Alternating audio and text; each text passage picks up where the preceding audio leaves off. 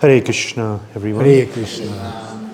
Om Jnanatimirandasya Jnananjana Shalakaya Chakshurunmilitam Yena Tasmai Shri Gurave Namaha Mukam Karoti Vachalam Pangum Langayate Girim Yat Kripatam Aham Bande Shri Gurun Dinataranam Jai Shri Krishna Chaitanya Prabhu Nityananda Shri Advaita Gadadhar Shivasadi Gaura Bhakta Brinda Hare Krishna, Krishna Krishna, Hare Hare, Hare Rama, Rama Rama, Hare Hare. Hare Krishna, everyone. Hare Krishna. Thank you all for coming. Köszönöm szépen, hogy itt vagytok. Thank you to Madhupati Prabhu for being here. Én is itt rontom a levegőt. And you should translate everything I say, Madhupati Prabhu. I will, but I will avail of the liberty of the translator, which is due. Really? Okay, yes. I didn't know that. No liberty. So we're continuing today with the fourth session of this Bhagavatam series. Ma a negyedik ilyen alkalom lesz a Bhagavatammal kapcsolatban. Time flies, it's already a month since we started. Ugye még egy hónappal ezelőtt kezdtük. And we've been through the first 11 chapters of the first canto. És az első ének első 11 fejezetét már vettük. So today we're entering into the fourth section, 12 to 15. A 12-től 15. fejezeteket fogjuk ma venni. Very interesting, very powerful, very instructive chapters. Ezek nagyon-nagyon érdekes, nagyon tanulságos fejezetek. But as always, we begin with the prayers. De kezdjük először az imákkal. Yeah, the prayers of Sanatana Goswami to the Sanatana Goswami Bhagavatam. imái. So we do in call and response as we did last És time. akkor legyen olyan felelgetős, ahogyan a múltkor csináltuk. Sarva Shastrabdi Piyusha Sarva Sástrabdi Piyusha Sarva Vedaika Satphala Sarva Vedaika Satphala Sarva Siddhanta Ratnadhya Sarva Siddhanta Ratnatya Sarva Lokaika Dirikpada Sarva Lokaika Drikprada Sarva Bhagavata Prana Sarva Bhagavata Prana Śrīmad-Bhāgavata Prabho Śrīmad-Bhāgavata Prabho Kalidvantoditaditya Kalidvantoditaditya Shri Krishna Parivartita Shri Krishna Parivartita Paramananda Pathaya Paramananda Pathaya Prema Varshaksharayate Prema Varshakshayate Sarvada Sarva Sevyaya Sarvada Sarva Sevyaya Shri Krishnaya Namostume Shri Krishnaya Namastume Madeka Bandho Matsangin Madeka Bandho Matsangin Madguru Madmahadhana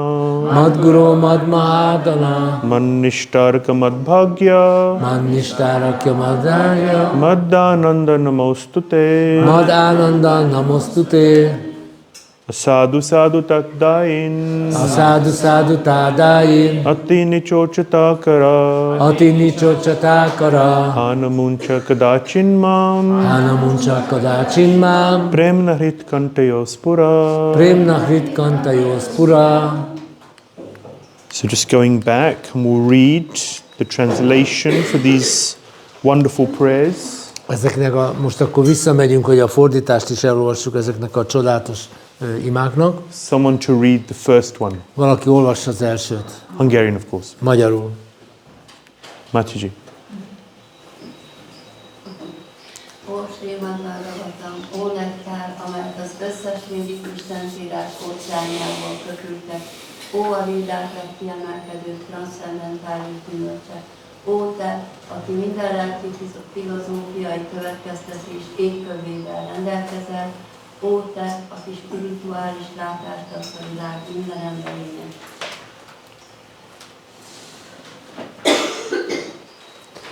Ó Vacsnava bakták életelegője, ó Uram, te vagy a nap, amely felkelt, hogy eloszlassa a kaliuga sötétségét. Te valójában Krisna vagy, aki visszatért közénk. Valaki? Ó Śrīmad-Bhāgavatam, tiszteletteljes hódolatomat ajánlom neked. Olvasásod által az ember transzcendentális boldogságot ér el, mert szótagjaidból a tiszta Isten szeretet esője hullik az olvasó Téged mindenkinek mindig szolgálnia kell, mert Krishna inkarnációja vagy. So it's always good to read the Sanskrit because it says, by reading you, one attains, your syllables rain pure love of Godhead upon the reader. Érdemes a szanszkritot is elolvasni mindig, mert ugye a szótagjaid tiszta szeretetet, Isten szeretetet hullajt az olvasóra. Sometimes it's nice just to hear the Sanskrit. Néha van úgy, hogy egyszerűen csak jó hallani a szanszkritot. And we may not understand a lot from it, Lehet, hogy nem sokat értünk belőle, but it has a very powerful effect on the consciousness. de a tudatra mégis nagyon erős hatást tesz. And then of course read the translation to enter into the meaning. Persze aztán elolvassuk a fordítást, hogy a jelentésbe is behatoljunk. But every syllable is raining pure love of God unto the reader. De minden egyes szótag tiszta Isten szeretetet záporoz az olvasóra. We should meditate on this. Érdemes ezen meditálni. And just when you hear the Sanskrit, just imagine pure love of God is raining on my head and my heart. Csak képzeljétek el, ahogy olvassuk a szanszkritot, hogy így hull ránk a tiszta Isten szeretet esője. What did you? Ó Śrīmad-Bhāgavatam, ó egyetlen barátom, ó egyetlen társam, ó tanítom, ó nagy gazdagságom, ó megmentő, ó jó szerencsém, ó boldogságom, tisztelettel és üzenetemet ajánlom neked. Very nice. What did you? Ó Śrīmad-Bhāgavatam, aki szenté teszed a szentségteleneket, ó a legelesettebbek felszabadítója, kérlek soha ne hagyj el. Kérlek, nyilvánul meg szívemben és torkomban a Krishna iránti tiszta szeretet kíséretében. Granth Śrīmad-Bhāgavatam ki Jai. jai. Okay, so it's a little clearer today, so you can see what we've been through so far. Most megnézhetjük, hogy mit vettünk idáig. So the first 3 chapters was the contents of the first session, Ugye az első alkalommal az első 3 fejezetet vettük, all about the glories of the Bhagavatam. a Bhāgavatam dicsőségéről. So the scene is set, the sages of Naimisharanya are there, 88,000 of them. Ugye 88 000 bölcs a Naimisáranyai erdőben összegyűlt, Sutta Goswami appears Sutta Goswami megjelenik, and he begins to instruct the sages. és elkezdi tanítani a bölcseket. The sages have 6 main questions. A bölcseknek 6 fő kérdésük van. And within all of that, we're hearing about the wonderful, amazing nature of the Śrīmad-Bhāgavatam. És ezek mind feltárják a Śrīmad-Bhāgavatam csodálatos természetét. Purifying, inspiring effect of hearing Bhagavatam. És azt a tisztító és lelkesítő hatást, amit a Śrīmad-Bhāgavatam hallgatása jelent. But this occasion on when the Bhagavatam was spoken was just one. Before that, it was spoken by, before that we hear more about the history of the Bhagavatam. Tehát mielőtt a Bhāgavatam elmondására sor kerülne, először hallunk a történetéről a Bhāgavatamnak. Yeah, so how Vyasadeva was penning the Vedic literature, so we're going into chapters 4 to 6. Vyasadeva is penning the Vedic literatures. Igen, és a 4-es, 6-os fejezet arról szól, hogy Vyasadeva hogyan írta meg, miért írta meg. But he found himself lost, and then Narad Muni comes and instructs him Ő elveszettnek érezte magát, és jött Nárada Muni, és tanította. and tells him to write one book with one topic, És Śrīmad-Bhāgavatam. azt mondta neki, hogy írjál egy könyvet, aminek egy témája van. And then last week we moved on from Vyasadeva and Narad Muni, A múlt héten pedig tovább mentünk Vyasadeva és Nárada Munitól, and we heard about the love of the devotees és hallottunk a bakták szeretetéről, for Krishna, amit Krishna iránt éreznek. the dependence which Arjuna and Uttara exhibited, Az, amit Arjuna és Uttara érzett, az a függőség the Krishnától. prayers of appreciation, the outpouring of love that Kunti Devi shows. Ahogyan a Kunti Devi imáiban kiárad az a szeretet, amit érez Krishna iránt. Dhritarashtra's Bhishma Dev laying on the bed of arrows, and his words of wisdom to Yudhishthir, and his vision of Krishna as he left his body. Igen, és Bhishma Deva, hogy a nyilágyon feküdt, és ahogyan bölcsességekkel tanította Yudhishthir, és ahogyan Krishna jelenlétében őt látva hagyta el a testét. And then as Krishna, he leaves Hastinapur, the separation of the residents of Hastinapur. Ugye, és amikor Krishna elhagyja Hasztinapurt, akkor mi az a elkülönülési fájdalom, amit a Hasztinapur lakói éreznek? And then the bliss of the Dwarkavasis as Krishna enters Dwarka. És milyen boldogok a Dvárakabászik, amikor Krishna megérkezik. So I'm just going over this because I think it's important if devotees just have a clear idea of the structure of the Bhagavatam. Ezen azért megyünk végig még egyszer, hogy a baktáknak legyen egy képe a Bhagavatam struktúrájáról, szerkezetéről. Because one key way that you really get a feel for the text is by, okay, this is what happens in this section, this is what happens in this section, and then you can dive more into the details. Ugye, mert meghallgatjuk, hogy ebben a részben ez van, abban a részben az van, és így akkor el tudunk mélyedni a részletekben. We were just speaking last week, we could go over this Bhagavatam, we could go over one verse for weeks and weeks. Múltkor említettem, ugye, hogy akár egyetlen versen is hetekig lehetne egyetlen verset is lehetne hetekig tanulmányozni. But if we wanted to get anywhere with the 18,000 verses, it would take a few lifetimes. De ha ilyen alapon a 18,000 versen túl akarunk lenni, az több életbe kerülne. So this is really just to give an overview to the devotees. Tehát ez tulajdonképpen csak az a cél, hogy egy áttekintése legyen a A baktáknak. structure and a summary. A struktúráról, az összegzésről. And we rely on you really going deeper into it. And hopefully coming back with questions. És igazán nem nagyon tudunk elmélyedni benne, és persze a kérdéseket majd várom. So today we are talking about chapters 12 to 15. Akkor ma a 12-től a 15. fejezetig fogunk foglalkozni. Like actors on a stage. Ez olyan, mint a színészek a színpadon. Yes, so there is an editing problem there. 10-11. Aha, there is an editing problem here, correct? Yeah, that's probably my fault. That is my fault. Your fault? It's my fault. No, it's my fault. It's my fault. Yes. Szóval ottan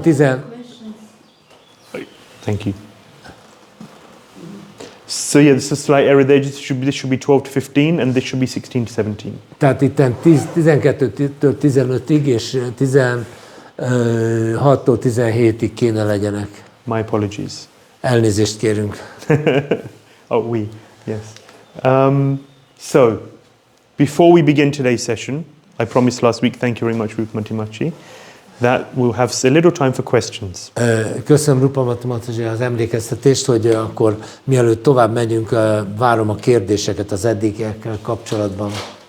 Because otherwise we get to the end, it's 1 o'clock, and there's no time for questions. És ez már máskülönben úgy adódna, hogy egyik folyamatosan megyünk előre, és aztán nincs idő kérdésekre. But questions bring life to the session, so I appreciate it. De az ilyen találkozásokat a kérdések éltetik. As long as they're not too difficult. Remélem, de mindaddig, amíg nem túl nehéz kérdés. Please, Machi. My question is in connection with the prayers of Kunti. Yes. I heard from many devotees that they like to recite these prayers, but always skip the one. Please give me these calamities again and again. So what is the right attitude? I mean, we should not pretend to be so pure and ready to accept so many calamities. At the same time, is it right that absorption in these prayers can qualify us? Megpróbálom összefoglalni, tehát ugye a Kunti királynő imányiban van ilyen, hogy adj nekem még több nehézséget, még több szenvedést, hogy rád gondolhassak. Hát ugye ezt azért kevesen vannak, akik ezt így őszintén tudják kérni, de mégis mi legyen a helyes hozzáállás ezekhez az imákhoz? So, it's a nice question. How do we pray? Hogyan imádkozunk? You know, when in Mayapur, Nrsingadev came in the 80s, late 80s. A 80-as évek végén jelent meg az Úr Nrsimhadev Mayapurban. I think it was 1985, 86, something like that. Azt hiszem 85-86-ban. This is Sthana Ugra Nrsinga. Ez a dühös Nrsinga-nak a szobra, vagy a múltja. So Sthana means a pillar. A sthana azt jelenti, hogy oszlop. He's that Nrsingadev who's just come out of a pillar. Ez ugye az a hangulat, amikor a Nrisimhadev kitör az oszlopból. Prahlad Maharaj has been abused. Prahlad Maharajot zaklatták. Many murder attempts from his father. Többszörösen is megpróbált az apja megölni. Nrsingadev is very angry. És Nrisimhadev valóban dühös. At that point he's the most angry. Ezen a ponton a legdühösebb. And he's ready to kill. És ebben a pillanatban kész azonnal ölni. So then he's a scary person to worship. Tehát ugye ez egy eléggé félelmetes egy ilyen szemét imádni. So there were these stories and the rumors were basically that you cannot go near this Nrsingadev, never mind worship him. Olyan mentek ilyen rémhírek, meg ilyen kis híresztelések, hogy még közelébe sem menjél, nehogy már megpróbálj If you imádni. do, he will rip apart your material desires. Mert ha imádni fogod, akkor szét fogja tépni az anyagi vágyaidat. So no one wanted to go near him. Senki nem akart közel menni hozzá. Everyone was scared. Mindenki félt tőle. And actually it's advised that grihasthas should not worship Ugra Nrsinga. És az volt a tanács, hogy grihaszták ne is próbálják imádni. Because he can bring real instability into your attempts at stability. Ugye, mert ugye, ha te hiába próbálkozol a stabilitást vinni az életedbe, ő ezt felborítja. So then at the beginning the rule was that it would only be brahmacharis. Az elején tehát az volt a szabály, hogy csak a brahmacharik imádhatják. And if you go now, pretty much you only see brahmacharis, mainly brahmacharis worshipping him. Brahmacharis? Brahmacharis. Ha most elmész Mayapurba, akkor azt fogod látni, hogy brahmacharik imádják.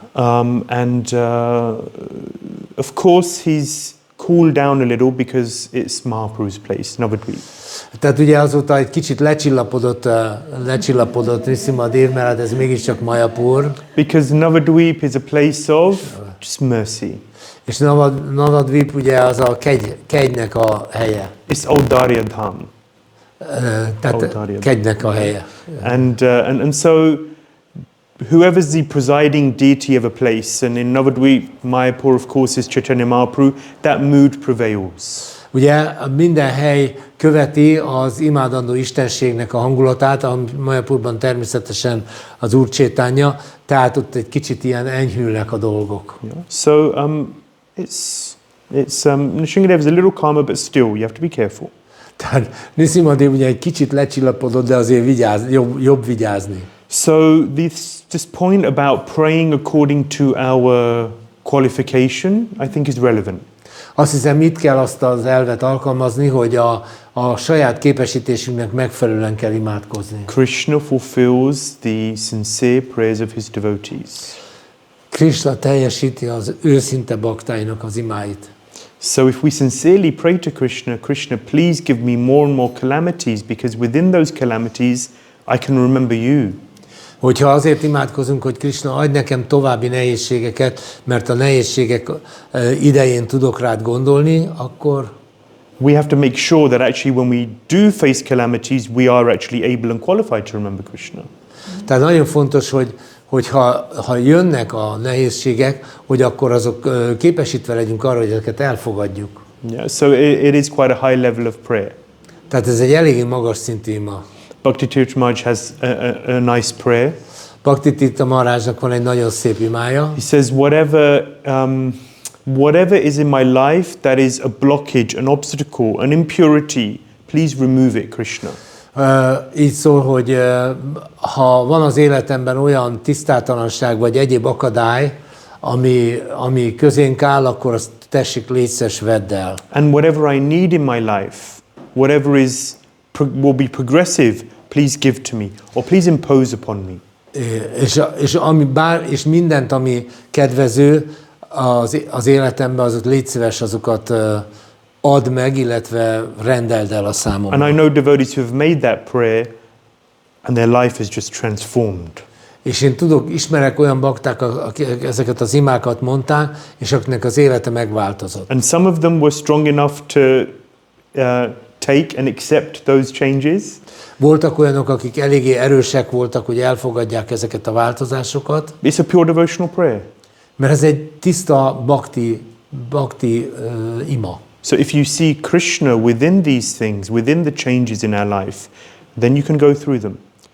Hogyha Krisnát látjuk az életünk változásaiban, akkor ez jó. But if we're too attached to our life and now the way we've set things up, then these changes can be very disturbing.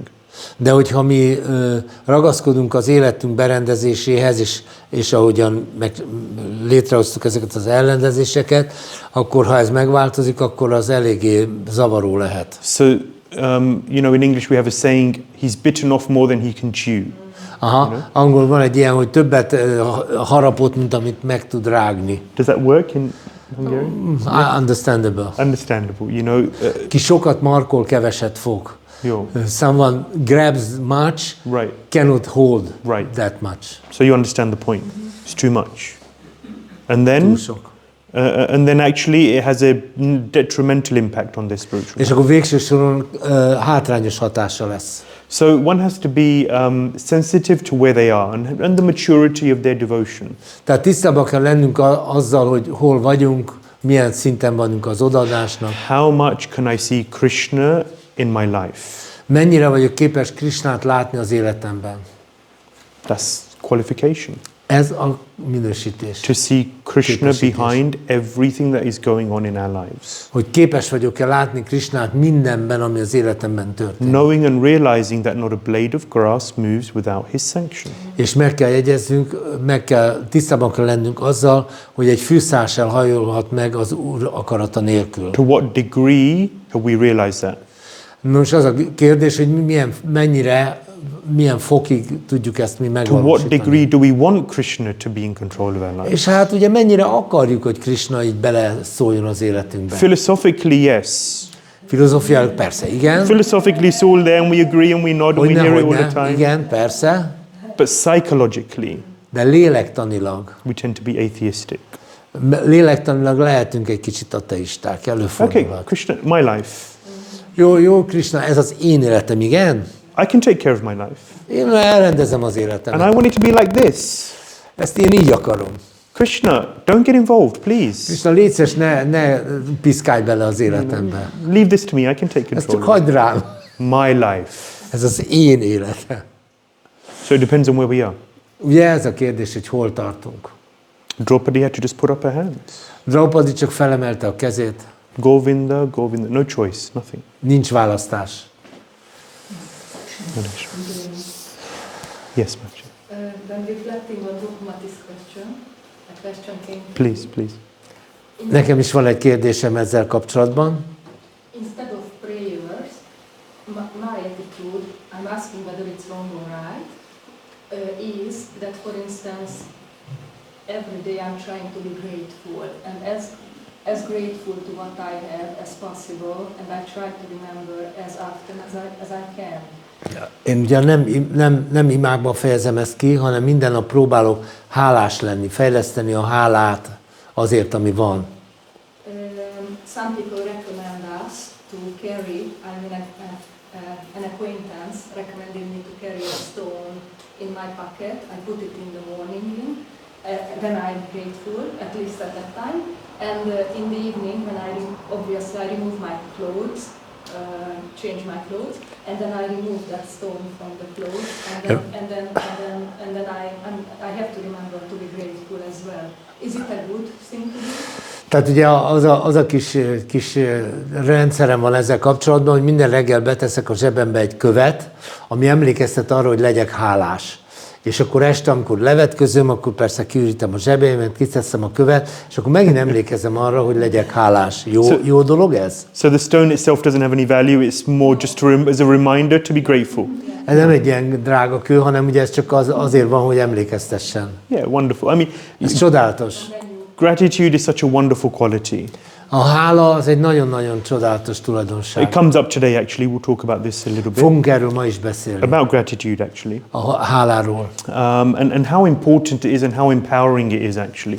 Hogy mennyire fontos és mennyire felhatalmaz bennünket. So as a way of developing good qualities, yeah, whatever works, you know. Tehát ugye, hogy így fejleszteni a jó tulajdonságokat, persze, bármi, ami működik. They say yes yasti bhaktir bhagavati kinchana sarvai tatra samasate sura.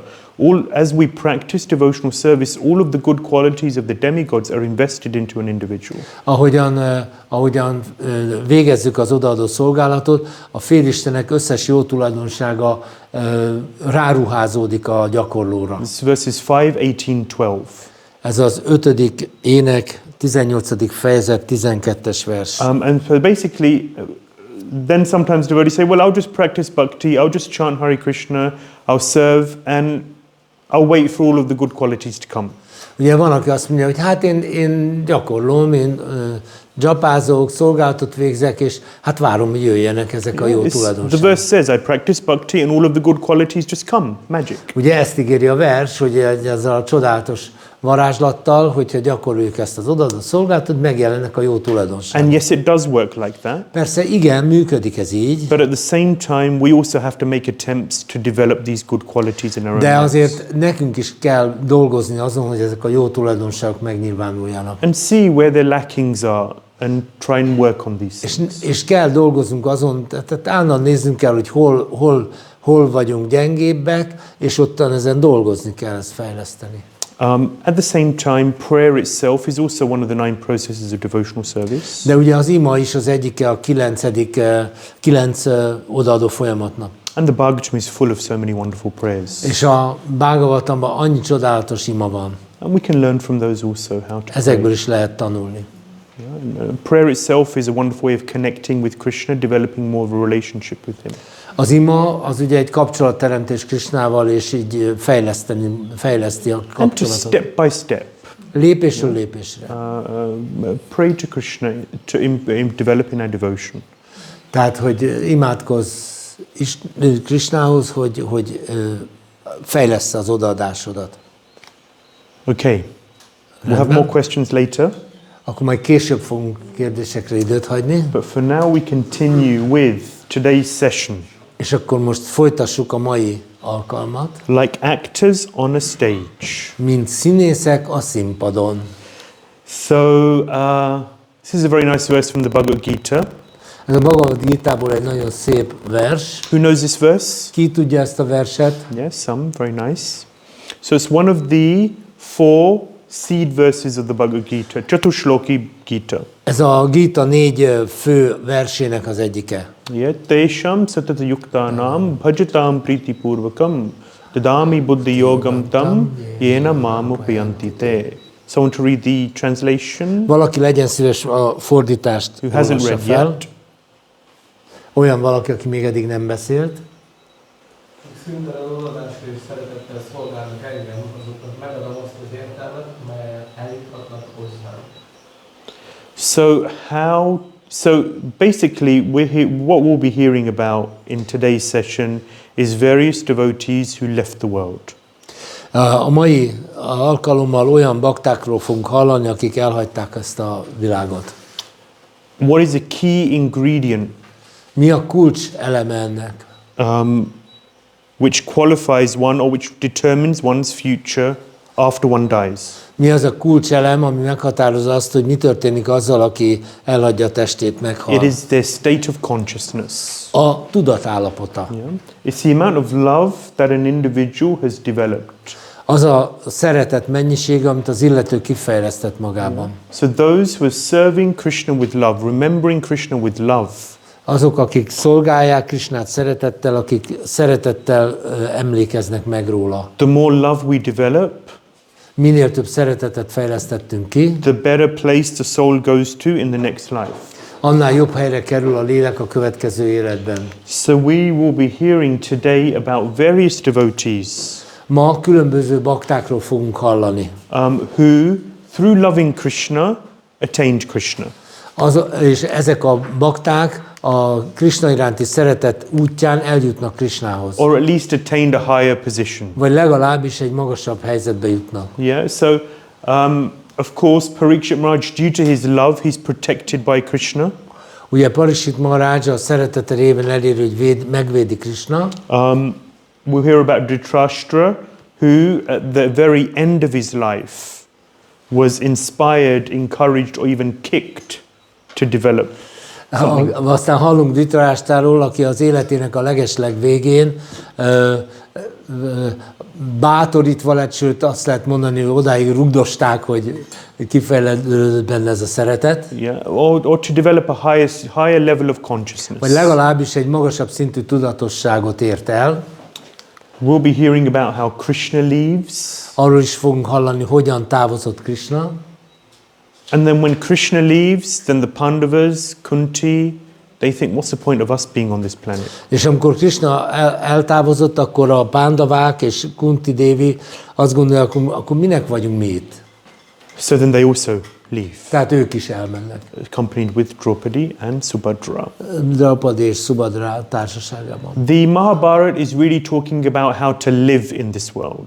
A Mahabharata igazán arról szól, hogy hogyan éljünk ebben a világban. So a lot about duty, about dharma, A kötelességről, a dharmáról szól. dealing with so many dilemmas in this world. Hogyan kell a világ által feladott kérdésekre választ találni. So many difficult situations that the Pandavas are put into. Rengeteg nehéz helyzetbe kerültek a Pándavák. So how to manage all of these things. This is Hogyan really lehet ezt mind kezelni? this is the emphasis of the Mahabharata. Ez a Mahabharata a fő hangsúlya. The Ramayana is really talking about not how to live, but how to lead. Aha. A Rámajan az nem arról szól, hogy hogyan éljünk, hanem hogy hogyan kell vezetni. You see Lord Ram, the perfect person. Ugye látjuk az Úr Ráma, a tökéletes személy, He's a perfect son, tökéletes fiú, perfect brother. tökéletes testvér, He's a perfect husband, tökéletes férj, perfect king.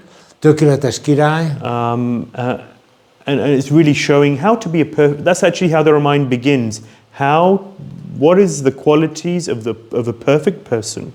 Ugye ezzel is kezdődik a Rámajan, hogy mi a tulajdonságai egy tökéletes személynek. And that brings on the story of Lord Ram. És akkor erre jön az Úr Rámának a története. But Śrīmad-Bhāgavatam, its topic is not about how to live, really. It's not about how to lead, but rather how to leave. Śrīmad-Bhāgavatam persze igazán nem arról szól, hogy hogyan éljünk, hogy hogyan vezessünk, hanem hogy hogyan távozzunk. How do you leave this world? Hogyan kell eltávozni ebből a világból? Because at the end of the day, of course, we hear from the Bhagavad Gita, Antakale chamameva smaran muktva kalevaram. Whatever you remember at the end of your life, that you enter into. Yam yam babi smaram bhavam tyajint antakalevaram. Tehát amilyen tudattal hagyod el ezt a világot, az határozza meg, hogy hova kerülsz. So, how to develop the kind of Krishna consciousness, which will, because the final test, A végső vizsga, how to really develop that kind of Krishna consciousness which will allow us to pass the final test. tehát hogy a végső vizsga hogyan fejlesztjük ki azt az odaadást, ami segítségével átmehetünk a végső vizsgán. The final test is that despite all of the turmoil and difficulty that is going on around you at the point of death, ante narayana smriti, at the end of your life you have to remember Krishna. Tehát ugye az, hogy akármennyi nehézség és kavarodás vesz körül a halál pillanatában, hogyan tudsz mégis emlékezni Krishnára. So, of course, that's what the story is based around. Parikshit Maharaj has 7 days left to live. Ugye az egész történet e köré fűződik. Parikshit Maharajnak 7 nap van hátra az életéből. And he asks a question, what is a duty of a man who's about to die? That's his fundamental És question. felteszi ezt az alapvető kérdést, hogy mi a kötelessége annak az embernek, aki most mindjárt meg fog halni. Really the question is now, I have 7 days, how do I prepare my consciousness in such a way that I will go back to Godhead at the end of my life? Tehát másképpen fogalmazva ez a kérdés úgy hangzik, most 7 napon maradt, hogyan tudom a tudatomat úgy felkészíteni, hogy el tudjam hagyni ezt az anyagvilágot. You know, John Lennon, he was at school. What? John Lennon of the Beatles, he was at school. At school. Iskola. Iskola. He was at school. At school. At school. Okay. Tehát a John Lennon iskolában volt. And the teacher asked him, or asked the students, What's the goal of your life? És a tanár megkérdezte a gyerekeket, na, mi az élet célja? What do you want to be when you grow up? Mi szeretnétek lenni, ha felnőttek? Who remembers what they wanted to be when they grow up? Ki emlékszik arra, hogy mi akart lenni, amikor... What did you want to be to look up? James Bond. Okay.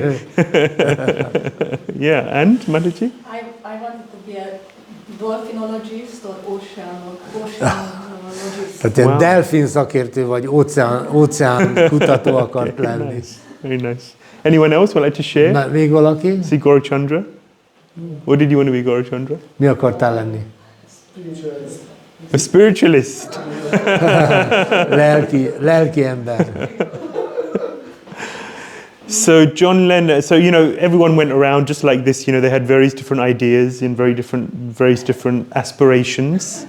Tehát minden ugye körbe ment a tanár a diákokon, és különféle ilyen vágyak, törekvések hangzottak el. And when it came to John Lennon, what did he say? És amikor John Lennonhoz ért, akkor ő mit mondott? I want to be happy.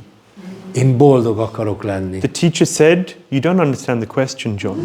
Tehát a tanár azt mondja, hogy John, nem érted a kérdést. John shot back to the teacher, he said, you don't understand life. És a John meg visszalőtt a tanárnak, te meg nem érted az életet. So we have such stereotyped visions of what life is about. Vannak ilyen sztereotipizált elképzeléseink arról, hogy miről szól az élet. Such fixed concepts. Vannak ilyen megcsontosodott elképzelések. The Bhagavatam is molding our consciousness. Bhagavatam pedig képezi ezt a It's tudatunkat. reminding us that anyone can die at any moment. Emlékeztet minket arra, hogy bárki bármelyik pillanatban meghalhat. Life is a preparation for the final lesson for death. Az élet egy előkészület a végső vizsgára. Mark Twain, he said, there are two most important days of your life. Mark Twain azt mondta, hogy két legfontosabb nap van az életedben. This is the day you were born, a nap, amikor megszülettél, and the day you find out why. És az a nap, amikor rájössz, hogy miért. Bhagavatam would say there are two most important days of your life. A Bhagavatam pedig azt mondja, hogy két legfontosabb nap van az életedben. The day you find out why you were born. Az a nap, amikor rájössz, hogy miért születtél. One devotee said to me, it was his birthday last week, and I wished him a happy birthday. Múlt héten volt az egyik baktának születésnapja, és én boldog születésnapot kívántam neki. And he said thank you, and thank you to the devotees, thank you to Prabhupada, because through them I found out why I was born. És megköszönte, és azt mondta, hogy köszönöm neked, köszönöm Prabhupádnak, hogy rájöhettem arra, hogy miért születtem meg. What's the purpose of my life? Mi az életemnek a célja? And that really touched my heart. Ez nagyon megérintett engem. I need to thank him properly for that, actually. És meg kellett köszönnöm neki. So Bhagavatam would say, the two most important days. The first is the day you find out why you were born. Tehát a Bhagavatam szerint az első legfontosabb nap az, amikor rájössz, hogy miért születtél meg. And the day you die. És a nap, amikor meghalsz. Because the day you were born, who cares? Mert kit érdekel az a nap, amikor megszületett? What does it really matter? Mert igazán mi a jelentősége In ennek? Western culture, we get really caught up with our birthday. A nyugati kultúrában nagyon bele vagyunk ragadva ebbe a Such an szülinapi important day. I dologba. need to celebrate, and the whole world should come and they should know. And I'm going to be the center of the world. I'm going to get presents, and they're going to sing happy birthday to you. Én leszek az egész univerzum középpontja, ajándékokat kapok, mindenki engem fog ünnepelni. And it's the one day in the year when everyone understands how important I am. És ez az egy nap, amikor mindenki megérti, hogy én milyen fontos vagyok. Thank you. But the Vedic culture is it's a different concept. De a védikus kultúra egy más megközelítés. At best, on your birthday, you give other people something. A születésnapokon, ha egyáltalán megünnepled, akkor te adsz másoknak. Otherwise, it's just another day. Egyébként ez csak egy nap, egy közönséges nap. Or the concept is I'm one day closer to death. Vagy így is fel lehet fogni, hogy egy nappal közelebb vagyunk a halálhoz. When that final test will come. Amikor is persze jön az a bizonyos végső vizsga. My God, what a pessimistic view on life. Istenem, milyen pessimista életfelfogás. No, it's very optimistic. Nem, ez egy optimista Because I'm thinking about the future. Mert a jövőre gondol. And I want to make sure that my real future is taken care of. Igen, és arra törekszem, hogy pontosan a jövőm az jól legyen That elrendezve. means I learn how to love Krishna. Ami azt jelenti, hogy megtanulom, hogyan szeressem Krishnát. So we were talking about whether we should celebrate birthdays in the Brahmachari ashram. Igen, beszélgettünk arról, hogy érdemes-e a Brahmachari ashramban megünnepelni a szülinapokat. It's an important way of developing community. Ez persze egy fontos módja annak, hogy a közösséget építsük, At the same time, maybe it fixes people more and more in the bodily concept of life. de viszont az a mellékhatása, hogy az emberek még jobban beleragadnak ebbe a testi azonosításba. It remains a discussion. Hát ugye ez még továbbra is megbeszélés tárgya. But yeah, maybe similar to Rupa Matimachi's question, what is that concept of spiritual life? Igen, tehát ugye ez talán visszavezet Rupamati Matajinak a kérdésére, hogy mi a the concept of life, what? What is that concept of spiritual life? Concept of life. Hogy mi a lelki életnek a fogalma. So, antakale chamameva smaranam mukta kalevaram, we have to remember Krishna at the end of our life. Az életünk végén emlékeznünk kell Krishnára. So, Parikshit Maharaj, Lássuk, Parikshit Maharaj, we're continuing from chapter 8. a 8. fejezet folytatása. Yeah, so you may remember that from 7 to 19, it's really developing the story of Parikshit Maharaj. Emlékeztek, a 7-től a 11. fejezetig Parikshit Maharaj története bontakozott And ki. giving various aspects of his background. És a hátterének a különböző részeiről beszéltünk. Yeah, so chapter 7 is all about the son of Drona punished.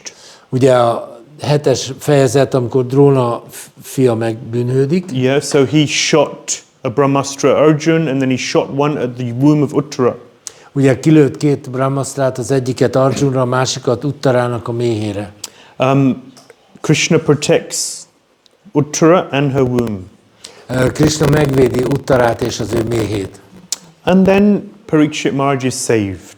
És aztán Parikshit Maharaj így megmenekül. Yeah, so we see that in chapter 8. Ez a 8. fejezetben volt. And then of course we go off into Kunti and Bhishmadev. Akkor következett Kunti, Bhishmadev. Here in chapter 12 we return to the story of Parikshit Maharaj. A 12. fejezetben visszatérünk Parikshit Maharaj történetére. So Yudhishthira Maharaj has taken over the rule of the world. Yudhishthira Maharaj átvette a világ irányítását. Even after Bhishmadev's instructions, Yudhishthira still felt pain in his heart. He didn't want to take the kingdom. Yudhishthira még a Bhishmadev tanítása után is fájdalmat érzett a szívében, és nem akarta átvenni a világ irányítását. But Krishna says to Yudhishthira, you must do this.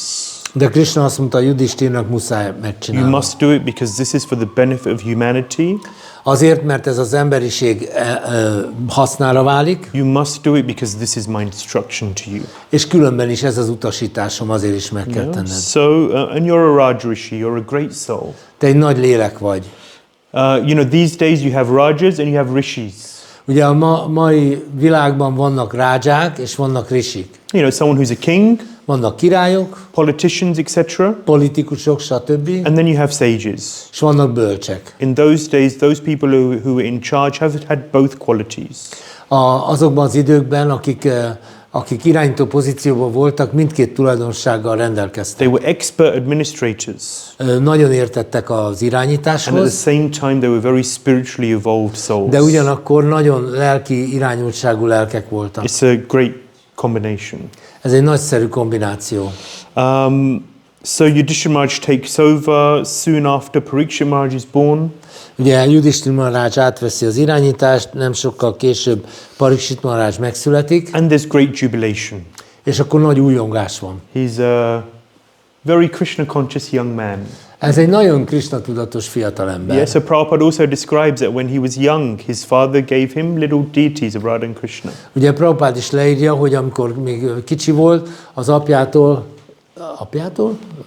kapott Radha Krishna murtikat. And he would see the local temple was a Radha Govinda temple. Prabhupada would go there and see how they were worshipping. És Prabhupád kapott az apjától multikat. Igen, Oké. És volt közelben egy Ráda Govinda templom, és oda ment nézni, hogy hogyan imádják őket. And then he would come home and then he would copy how they were worshipping with his És own. akkor jött haza, és akkor otthon utánozta ezt az imádatot. Yeah, so Parikshit Maharaj, and that's what Prabhupada said, from the beginning of my life, I was never forgetful of Krishna. Prabhupád mondja, hogy az élete kezdetétől soha el nem felejtette In one Krishnát. class, Prabhupada was saying that when he started college and his studies, then he dropped the worship a little. Prabhupád azt is megvallja, hogy amikor elkezdte a felsőbb tanulmányait, akkor egy kicsit elhanyagolta ezt az imádatot, But he always remembered Krishna. de mindig emlékezett And Krishnára. then when he met his spiritual master, then again that inspired him to continue on with his És amikor worship. találkozott a lelki tanítómesterével, az ismét arra lelkesítette, hogy folytassa az imádatot. So when Parikshit Maharaj was born, then everyone wanted to come and see. This is the heir to the throne of the world. Ugye amikor Parikshit Maharaj megszületett, mindenki jött, hogy meglátogassa, megnézze, mert hát hiszen a világ urának a trónörököse született meg. So many great personalities, brahmanas, they came. Nagyon sok nagy személyiség jött látogató. And they studied his chart. És akkor tanulmányozták a horoszkópját. In the times, of course, when you got reliable astrologers. Szégen? These were times when you had reliable astrologers. Ja, abban az időben voltak még megbízható asztrológusok. So they predicted many wonderful things. Nagyon sok csodálatos dolgot megjósoltak. Yeah. So in the next page, I'm just going to show some of the predictions. A következő dián meg fog mutatni, mik voltak ezek a jóslatok. They predicted he'd be an ideal king. Azt jelezték előre, hogy egy ideális, tökéletes király lesz. They predicted that he would retire. Azt is megírták, hogy vissza fog majd vonulni. And they predicted his departure. És megmondták, hogy távozni fog. They said at some point he will be cursed. Egy ponton meg lesz áthozva, Cursed by a brahmana boy egy brámana fiú által, to only have 7 days left to live. és csak 7 napja lesz arra, igen. So this was all predicted at the beginning of his life. Az élete legelején ezt mind megmondták előre. Does anyone know how they're going to die? Does Tudja anyone valaki, here? aki Anyone? hogy fog meghalni? Mariji knows. Asztrológiával foglalkozik. Yo. From astrology, Mariji knows. Igen, asztrológiából. Now the question is, if you knew, so maybe that's how it will be, maybe not. Who knows, really? Persze ez nem 100%, lehet, hogy így történik, lehet, hogy nem. Parikshit Maharaj knew how he was going to die. Parikshit Maharaj tudta, hogy hogyan fog meghalni.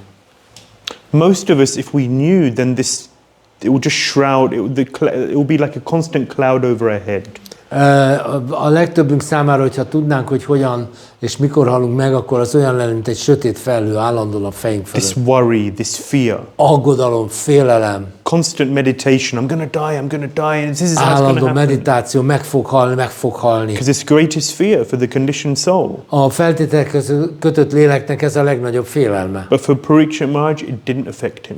De Parikshit Maharajot egyáltalán nem befolyásolta He just ez. carried on living. Ő csak folytatta az életet. Krishna is in charge. Úgyis Krishna a főnök. He's Vishnu Rata. He's protected by Krishna in the womb. Ő ugye Vishnu Rata, tehát őt megvédelmezték a méhben. So he's relying on Krishna. Ő Krishnára támaszkodik. Krishna protected me when I was in the womb. He will protect me for as long as he likes. And at a certain point, when he decides, I'll leave. Tehát ugye megvédette az anyamében, és mindaddig meg fog engem védeni, amíg akar, aztán amikor majd ő úgy akarja, akkor távozom. Krishna is in charge. Krishna a főnök. I belong to Krishna. Én Krishnához tartozom, So where's the problem? tehát akkor mi a probléma? So this was his mood and attitude. Ez volt az ő hangulata és hozzáállása. So just some of the qualities which they had predicted of Parikshit Maharaj. Itt van ez a pár tulajdonság, amit megjósoltak Parikshit Maharajjal kapcsolatban. Bhagavatam describes that Parikshit Maharaj is Maha-Bhagavata Mahan. Up here. It describes that of all Bhagavatas, of all self-realized souls, he's the greatest Mahan. Az összes önmegvalósított lélek közül ő a legnagyobb. Yeah. So the Brahmanas, they predicted that he would maintain the praja like Ikshvaku. Tehát, hogy megjósolták, hogy úgy fogja fenntartani az élőlényeket, mint Ikshvaku. He would follow the Brahminical principles like Lord Ram. Úgy fogja követni a brahminikus elveket, mint az Úr Ráma. He would be as generous as Shibi. Olyan bőkező lesz, mint Sibi. Anyone knows the story of King Shibi? Tudja valaki Sibi királynak a történetét? So he was sitting there and a pigeon came and took shelter of him. Ült, és egy galamb jött oda, hogy menedéket vegyen nála. And then an eagle came. És akkor jött egy sólyom, And the eagle wanted to catch the pigeon. és a sólyom el akarta kapni a galambot. But Shibi said, sorry, the pigeon's taking shelter of me, I'll protect it, you can't do anything. De Sibi azt mondta, hogy hát a galamb nálam vett menedéket, nem tehetsz vele semmit. So then the eagle said, okay, if you don't give me the pigeon, then I want the same weight of flesh from you. És akkor azt mondta a sólyom, hogy oké, rendben van, de viszont akkor kérek annyi húst, amennyi a galambnak a húsa. I'd say, okay, take the pigeon, you know, just take it and go. mi azt mondanánk, akkor vidd a galambodat. But no, Shibi said, okay, so he started taking flesh from his thigh. És Sibi azt mondta, rendben van, és levágott húst a saját combjából. And they got a scale. És volt egy mérleg. They put the pigeon on one side and his flesh on the other side. A galambot és a saját húsát a másik tányéron. So you know, it's almost there, so he puts a little more flesh on.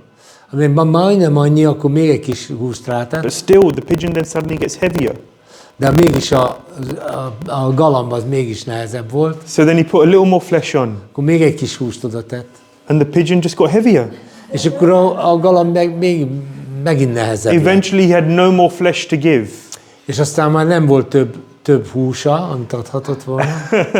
And then the eagle reveals himself to be Indra and the pigeon is actually Agni.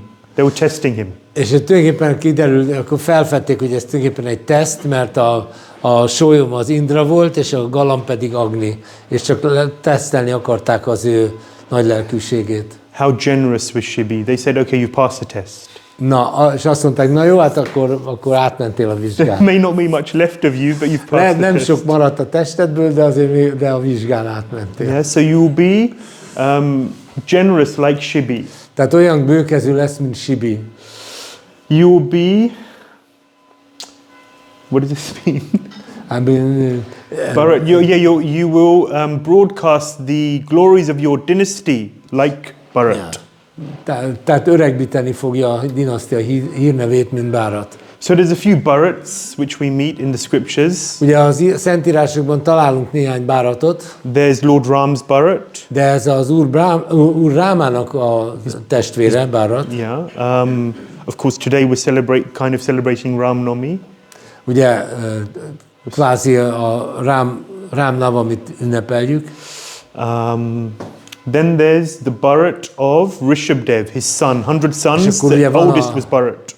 Ugye Rishabdevnek is volt egy Bharat nevű fia. But here, this Bharat that was being mentioned here is the son of Maharaj Dushyanta. De ez a Bharat, ez a Dushyanta Maharajnak a fia. Dushyanta was once hunting in the forest. Ez a király egyszer az erdőben vadászott. And there was a fawn, a baby deer. He shot the fawn. És meglőtt egy kis őzgidát. And the fawn ran into an ashram for shelter. És ez a őzgida egy ashramba ment menedéket venni. So Dushyanta then bumped into Shakuntala. És akkor ez a Dushyanta beleütközött ebbe a Shakuntalába. Shakuntala was the daughter of Menaka. Right? Az Ménakának a lánya volt. Menaka was a dancing girl of heaven, one of Indra's apsaras. Aha, és ez az Indra egyik apszarája, égi táncos nője volt. So her daughter was Shakuntala. És tehát az ő lánya volt ez a Shakuntala. Dushyanta saw her and fell in love. És Dushyanta meglátta és beleszeretett. And through the Gandharva Vivaha, they married. Gandharva rights. Tehát a Gandharva törvények szerint összeházasodtak. She became pregnant, Shakuntala, Sakuntala terhes lett, vállon and viselőt, Dushyanta went back to his kingdom. és Dusyanta visszament a királyságába. Then Durvasa Muni came, És akkor jött Durvasa Muni, and he was trying to get Shakuntala's attention. He wanted food, water, you know. ugye megpróbálta felhívni magára Sakuntalának a figyelmét, What do you do with a guest? ugye akart valami vizet, ennivalót, mit csinálunk a vendégekkel? no matter how poor one is, you can give 3 things. De bármilyen szegény vagy, 3 dolgot mindig tudsz ajánlani a vendégnek. A glass of water, Egy pohár vizet, a place to sit, egy ülőhelyet, and some sweet words. és édes szavakat. No matter how poor you are, everyone can offer at least these things. Nem mindegy, mennyire vagy szegény, mindenki képes ezt a 3 dolgot It doesn't mean felajánlani. only these things. It doesn't mean only these things. Persze nem azt jelenti, hogy csak ezt ajánljuk, Just if you're really poor, then anyone can offer at least these things. de azért, ha valaki tényleg nagyon-nagyon szegény, akkor is ezt a 3 dolgot tudja ajánlani. You serve a guest according to your ability, of course. Egy vendéget a képességeit szerint kell vendégül látni. Guest reception is a very important part of Vedic culture. A védikus kultúrának a vendégfogadás nagyon fontos része. But Shakuntala was in another world. She was in love. De Sakuntala egy egész más világban élt, szerelmes volt, So she didn't notice Durvasa's presence. tehát észre se vette, hogy Durvasa ott megjelent. Another version is that she was in the ashram of Kanava Muni, and Kanava Muni came and he heard what had happened. He was very angry. Egy másik verzió a történetnek, hogy Kanava Muni Yes. asramjában volt, és megérkezett ez a Muni, és nagyon, nagyon dühös lett, Because he heard what had happened. mert hallott, hogy mi történt. Anyway, Shakuntala got cursed that the person you're thinking of meditating on in love with, he will forget you. Ó, és akkor azt az átkot mondták erre a Sakuntalára szegényre, hogy az a személy, akit annyira szeretsz, az el fog téged felejteni. So then she went, Kanava Muni said, okay, go to the king, go to your owner, to your master, to your husband. És akkor azt mondta ez a Muni, menjél oda ez a férjedhez, vagy igen, And uradhoz. Dushyanta looked at her and said, who are you? És akkor, amikor megjött Sakuntala király ránézett, ki vagy te? Anyway, so then Shakuntala had her son. Sakuntala megszülte a fiát, He was born in the forest, in the jungle. a dzsungelben megszülte a fiát, He was very, very strong. és egy nagyon erős fiú. His name was Bharat. A neve Bharat volt. He was fighting with lions and tigers as fun. Oroszlánokkal és tigrisekkel küzdött állandóan. And eventually he was reunited with his father Dushyanta, and he became the next king. És aztán végül aztán találkozott az apjával, és ő lett a következő király. And he was a very great king who increased the fame of his dynasty as his És egy nagyon nagy király lett belőle, aki a hírét vitte, vagy inkább, tehát ilyen öregbítette a dinasztia hírnevét. India is called Bharatvarsha. Indiát úgy hívják, hogy Bharatvarsha. It was called Ilavrita Varsha, Korábban Ilavrita Varsának hívták, but it was named Bharatvarsha, not after this Bharat though. de nem ezután a Bharat után hívják így, hanem The Bharat of Rishabdev. Rishabdev Bharatja után. Prabhupada said the son of Rishabdev, he's Bharat, and India, Bharatvarsha, is named after him. Tehát India, mint Bharatvarsha, az Rishabdev Bharat nevű fia után van elnevezve. Yeah. Parikshit Maharaj was predicted to be an archer like his grandfather, Arjun. Megjósolták, hogy Parikshit Maharaj olyan íjász lesz, mint a nagyapja Arjuna. Strong like a lion. Olyan erős lesz, mint egy oroszlán. Patient like his parents. Olyan béketűrő lesz, mint a szülei. Tolerant. Sorry? Originally tolerant. Tolerant. Oh, no, that's another. No, this is English. Yeah, okay. I'm just testing my Hungarian. Okay, good. Magnanimous like Rantidev. Nagy lelkű lesz, mint Rantidev. Rantidev was eating a meal. Rantidev éppen étkezett, A brahmana comes, he gives. jött egy part. brahmana, és And he gives part of the meal to the akkor brahmana. az ételének egy részét odaadta a brahmanának, Yeah, and then he has less. And then a shudra comes and he gives half. És akkor jött egy Shudra, annak is adott a fele ételét odaadta. He had been fasting for a long time. Pedig már nagyon hosszú ideje nem evett. And then hunter comes Aztán jön egy vadász, and he gives him half. és akkor neki is odaadja a felét, And then a chandala comes and he gives him half. és akkor jön egy ilyen csandála, egy ilyen kaszton kívüli, és Anyway, annak in is the end, odaadja. he's left with nothing. A lényeg az, hogy a végén nem maradt neki So semmi. he's in the Shastras as the exemplar of magnanimity. Tehát a sásztrában őt a nagy lelkűségnek a példájának hozzák. And then finally, Prahlad Maharaj, for his staunch devotion. Tehát annyira elkötelezett híve lesz Krishnának, mint Prahlad Maharaj. Yeah, so this is some of the descriptions or predictions. Tehát of ezek the azok a greatness of jóslatok, Parikshit. amit Parikshit Maharajjal kapcsolatban az asztrológusok mondtak. So Parikshit Maharaj is born and everyone is very jubilant because they see that there is now an heir to the throne, someone who will protect the citizens.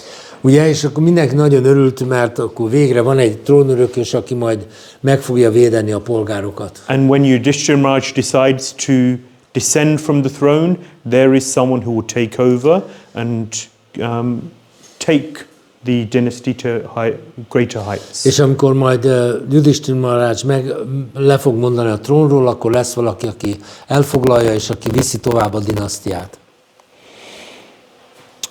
Now, Nos, we move on megyünk tovább to the story of Dhritarashtra. Dhritarashtra történetére. Yeah. So this is chapter 13. 13. fejezet. Dhritarashtra was the father of the Kauravas. A Dhritarashtra volt a Kauraváknak az apja. He had 100 sons and 1 daughter. 100 fia és egy lánya volt. He was very, very attached to his sons Nagyon-nagyon ragaszkodott a and fiaihoz, his daughter, of és course. persze a lányához is. Particularly, he was attached to his eldest son, Duryodhan. És leginkább a Duryodhanhoz, a legidősebb fiúhoz ragaszkodott. Long stories. Hosszú történet, We won't get into it. nem megyünk bele. But this is Vidura. Itt Vidura van, Did we speak about? No, we won't speak about it. nem beszélünk Viduráról. The temptation to get into Mahabharata stories is high. Nagyon nagy a csábítás, hogy belemerüljünk a Mahabharata történeteibe. So this is Dhritarashtra, Duryodhan, Vidura. Tehát ez a 3 személy, Dhritarashtra, Duryodhan és Vidura. This is before the war. Ez még a háború előtti. Dhritarashtra was ruling over the world. Dhritarashtra uralkodik a világ felett, They had cheated the Pandavas out of their kingdom. és ők elcsalták a királyságot a pándaváktól. Vidura was begging Dhritarashtra, please, just give the kingdom back. Vidura könyörög Dhritarashtranak, hogy adja vissza a királyságot. Their fathers died, they're young boys, the kingdom is rightly theirs. Tehát az apjuk meghalt, ők fiatal fiúk, a királyság jog szerint az övék. Be fair, Dhritarashtra. Tessék tisztességesen Just viselkedni. give them the kingdom. Add nekik a királyságot. Otherwise, this whole saga will end in war. Különben az egész történet háborúval fog torkollani. And that war will be the biggest war in the history of humanity. És az emberiség történetében a legnagyobb háború lesz And it will ez. cause so much destruction and so much suffering for the whole of the planet. És az egész bolygónak egy csomó pusztulást és szenvedést fog hozni. And in such a war, the sons to whom you're so attached, all of them will die. És ebben a háborúban minden fiad, akikhez pedig annyira ragaszkodsz, mind meg fog halni. Because they are on the side of evil. Mert ők a gonosz oldalára álltak. And this will be a righteous war where evil will fall. És ez egy olyan háború lesz, ami egy igazságos háború lesz, ahol a gonoszok elpusztulnak. Because Krishna, the supreme personality of Godhead, is on the side of the Pandavas. With him there is always Jai, victory. És mivel Krishna az Istenség legfelsőbb személyisége a pándavákkal van, ezért a győzelem az ő oldalukon lesz. Dhritarashtra says, my brother, Vidura, they were brothers, stepbrothers. Ugye Dhritarashtra ezt mondta neki, ó, testvérem. He says, when you speak, it's like lightning. It just lights up my consciousness. Amikor beszélsz, akkor az olyan, mint a villám megvilágítja a tudatomat. I feel enlightened. Úgy érzem, hogy megvilágosodtam. I feel like the path to righteousness is clear Látom tisztán az utat az and igazságossághoz. unobstructed. And unobstructed. És ez az út, ezen nincsen akadály. But the moment you stop speaking, it's like darkness shrouds my consciousness. De abban a pillanatban, hogy abba hagyod a beszédet, a sötétség megüli a tudatomat. I feel confused Zavart vagyok. and unclear on what I should do. Nem tudom, mit kéne csináljak. At this point, Duryodhana hears the conversation Ezen a ponton Duryodhana meghallja ezt a beszélgetést, and he says, Vidura, és azt mondja, Vidura, who do you think you are? mit képzelsz magadról? You're just a son of a maidservant. Te egy szolgálónak a fia vagy. And you've always been on the side of those Pandavas. És mindig azoknak a pándaváknak az I've oldalán never voltál. heard you say anything in our favor. Soha nem hallottam, hogy a mi érdekünkben bármit mondtál Get volna. out of here. Ki innen. We never want to see you again. Nem akarom látni a színedet se. This is his uncle. És pedig ez a nagybátyja. In Vedic culture, you never speak to your elders like this. A védikus kultúrában az idősebbekhez soha nem beszélhetsz így. Impossible. Lehetetlenség. I mean, just saying Vidur is bad enough. Már az is elég rossz, hogy csak így szólítja, hogy Vidura. You never say the name of your elders. Aki fölötted áll, azoknak soha nem mondod a He nevét. doesn't even say Uncle Vidur. Még azt sem mondhatod, hogy Vidura nagybátyám. He just says Vidur. Csak ezt mondja, hogy Vidur. What do you do? Hát akkor mit lehet csinálni? What does Vidur do in that Mit situation? csinál Vidur ebben a helyzetben? He's trying his best. Ő megtette, amit meg tudott tenni. He's giving the best advice for Dhritarashtra. Dhritarashtranak a lehető legjobb tanácsot The adta. best advice for Duryodhana's interests also. És ez a legjobb tanács, ez Duryodhannak is az érdekében And volt. he's been doing that from the beginning. És kezdettől fogva ezt And képviselte. all he's received in return is insult after insult after insult. És mi volt a jutalma? Sértés után sértés. When you give good advice and it's not listened to, that's also an insult. Hogyha adsz egy jó tanácsot, és azt nem fogadják meg, az is egy sértés. But this scenario, it was the last straw. De ez amit itt történt, ez volt az utolsó szalmaszál. Vidura? Az utolsó csepp a pohárban. Yeah. So then Vidura left. Akkor Vidura elment. Not negatively. Nem volt negatív. You know, he wasn't shouting and swearing at them, saying, "Don't you know who I am? Why don't you respect me? I'm your Nem uncle." kiabált, nem volt megsértve, nem ordítozott, hogy mit képzelsz, nem tudod ki vagyok, stb. Nem. He Semmi. just felt, okay, Krishna wants me to move. Hanem azt mondta, úgy látszik, Krishna azt akarja, hogy menjek arra. This is not the place I need to be right now. Nem itt kell lennem. So he left the kingdom. Úgyhogy szépen elment. He left. He was a prime minister. Tehát ő volt a miniszterelnök. Yeah, a prime minister has a high position. Ugye ez egy magas beosztás, He wasn't attached to any position. de ő igazán nem ragaszkodott semmiféle He wasn't helyzetéhez. attached to the comforts which come with any position. Őt nem érdekelt az a kényelem, ami egy pozícióval járt. It's time to go. Itt az idő menni, So he left megyünk. on a tour of all of the holy places in the És land. akkor elment és végigjárt az összes szent helyet. Along the way, he birodalomban. met Uddhava, És aztán találkozott Uddhavával, and of course then Maitreya Muni. és aztán persze Maitreya Munival. And in cantos 3 and 4, we hear much about the instructions of Maitreya to Vidura. És a 3-as és 4-es énekben hallunk ezekből a tanításokból, amiket Maitreya adott Vidurának.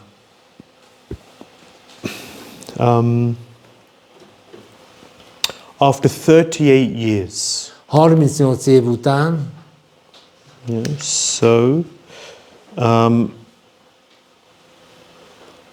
Vidura returns. Vidura visszatér. So, Vidura was away for 38 years. Vidura 38 évig távol volt. He returns with one purpose. Egy céllal jön vissza. What is his purpose? Mi a célja? To liberate Dhritarashtra, Hogy felszabadítsa Dhritarashtrát. to save his brother. hogy megmentse a bátyját. I'm going to talk a little more about Vidura's words to Dhritarashtra in the next slide. A következő videón fogok egy kicsit beszélni Vidurának a szavai, Dhritarashtrahoz intézett szavairól. But when Vidura returns, amikor Vidura visszatért, the Pandavas are so happy to see him. a Pándavák nagyon örülnek, hogy látják. And Yudhishthira Maharaj says, Bhavad vidha bhagavata stirtha bhutha swayam vibho tirti kurvanti tirthani svantas tena gadabrata. He says that, O Vidura, you are like a holy place. Yudhishthira Maharaj, amikor meglátja Vidurát, azt mondja neki, Vidura, te olyan vagy, mint egy szent hely. Why? Because you are carrying the Lord in your heart. Miért? Azért, mert az Urat viszed a szívedben. Simply by coming in your vicinity, persons are purified. Csak attól, hogy a közeledbe mennek, emberek megtisztulnak. And then he says something that I remember when I first read it and digested or tried to digest it. He says, you purify holy places themselves. És akkor itt most következik valami, amin én nagyon sokat gondolkoztam, amikor először hallottam, hogy csak a jelenléteddel megtisztítod a szent helyeket. Very quickly, I just remembered the story of the sons of Maharaj Sagara, 9th canto. Maharaj Sagara.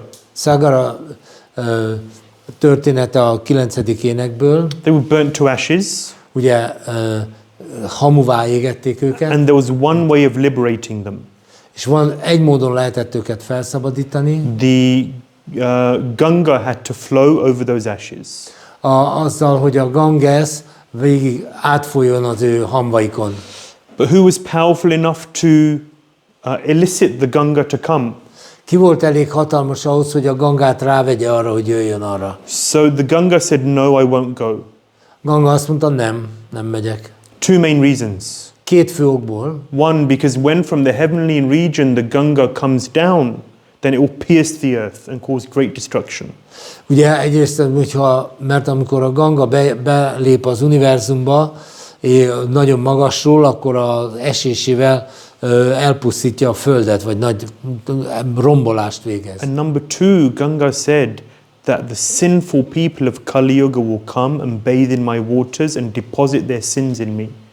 És a másik azt mondta, Ganga, jön a Kali Yuga, és a Kali Yuga bűnös emberei fürödni fognak benne, és az összes szennyüket rám fogják rakni. I don't want to go to that place. Nem akarok oda. I don't want to be, a carrier of all of those sins. Nem akarom hordozni mindazokat a bűnöket. So the solution they came up with was twofold.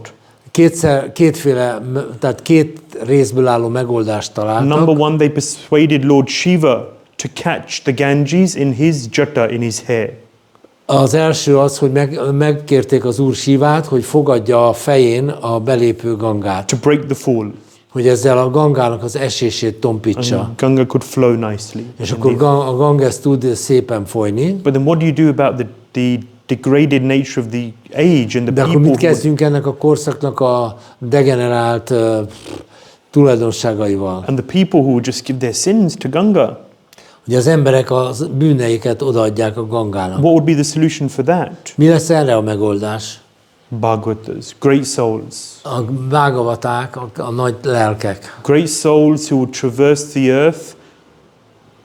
A nagy lelkek, akik járják a világot. And when they bathed in these holy places, they would not deposit their sins. They don't have any sins. They would rather purify those places. És amikor ők megfürdenek ezekben a szent vizekben, akkor nem bűnöket fognak lerakni, mert nekik nincsenek bűneik, hanem megtisztítják a helyet. So a great soul, a pure devotee goes to places, holy places, and purifies those places. Tehát amikor egy nagy bakta megy egy szent helyre, akkor is megtisztítja azt a szent Just get helyet. your head around that, Csak próbáljuk meg ezt úgy a fejünkbe venni.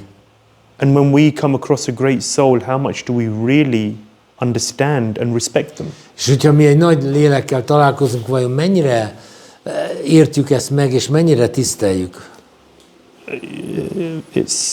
This is how the Ganga came to the earth.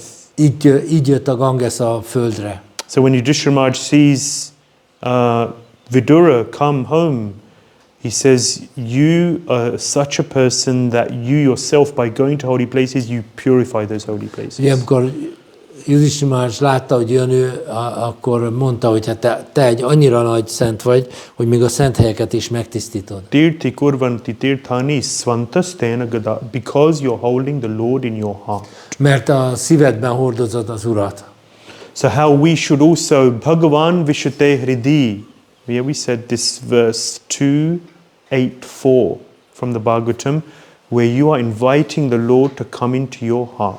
Ugye a második ének 8. fejezet 4-es verse az, hogy hívjuk meg az Urat a szívünkbe. So they're very happy to see Vidura. Nagyon örülnek, hogy látják Vidurát. And he comes with strong words. És ő kemény szavakkal jön. He doesn't make himself comfortable. He doesn't look to make himself comfortable. Nem azért jött, hogy kényelembe helyezze magát. He just wants to. Nem azért, hogy kedveskedjék, nem azért jött, hanem Just wants to help his brother. segíteni akarja a testvérét. Dhritarashtra, through Vidura's instructions, he leaves the palace. A Vidura tanításait követve Dhritarashtra elhagyja a palotát. Where does he go? He heads Hova north. megy? Északra megy. What does it mean? He heads to the Himalayas. Mit jelent ez, hogy a Himalájába megy? And there in the Himalayas, he meditates, A Himalájában meditál, mystic yoga, misztikus jogát végez, and through that mystic yoga process, the intensity of his meditation brings fire. és olyan intenzíven meditál a joga hatására, hogy lángot kap. And in that way, self-immolation, his body just burns.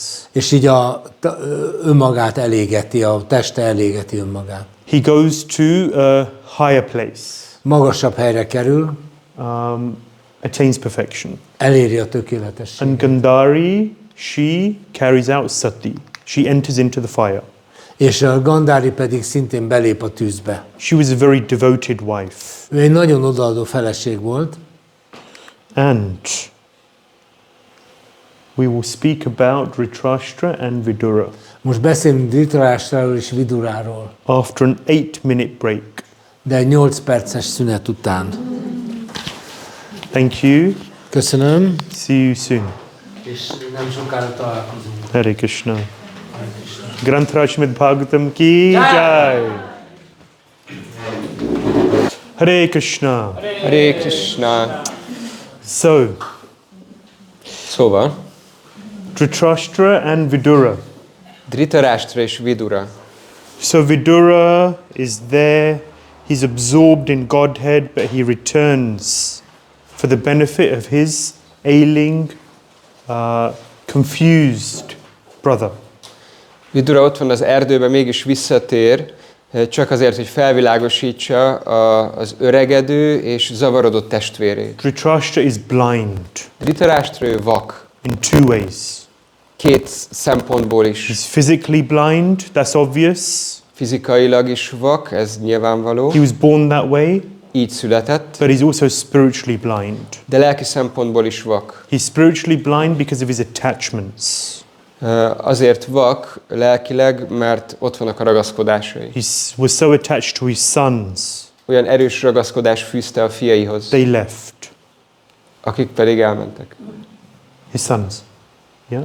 He was so attached to his kingdom, Nagyon ragaszkodott a királyságához. he lost his kingdom. Elveszítette a királyságát.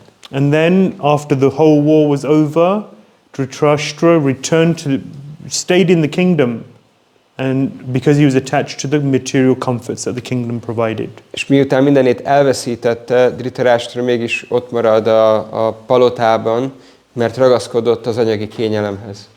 So, and he was there, living for years upon years under the protection of Yudhishthira Maharaj. És éveken keresztül Yudhishthira Maharajnak a védelmét élvezve élt ott a palotában. Yudhishthira Maharaj accepted him back in. Yudhishthira Maharaj visszafogadta őt. He was their enemy, basically. Gyakorlatilag az ellensége volt. He took their kingdom. Elvették a királyságát. He accepted so many attempts at their lives. Annyiféleképpen törtek az életére. He himself tried to kill Bhima physically.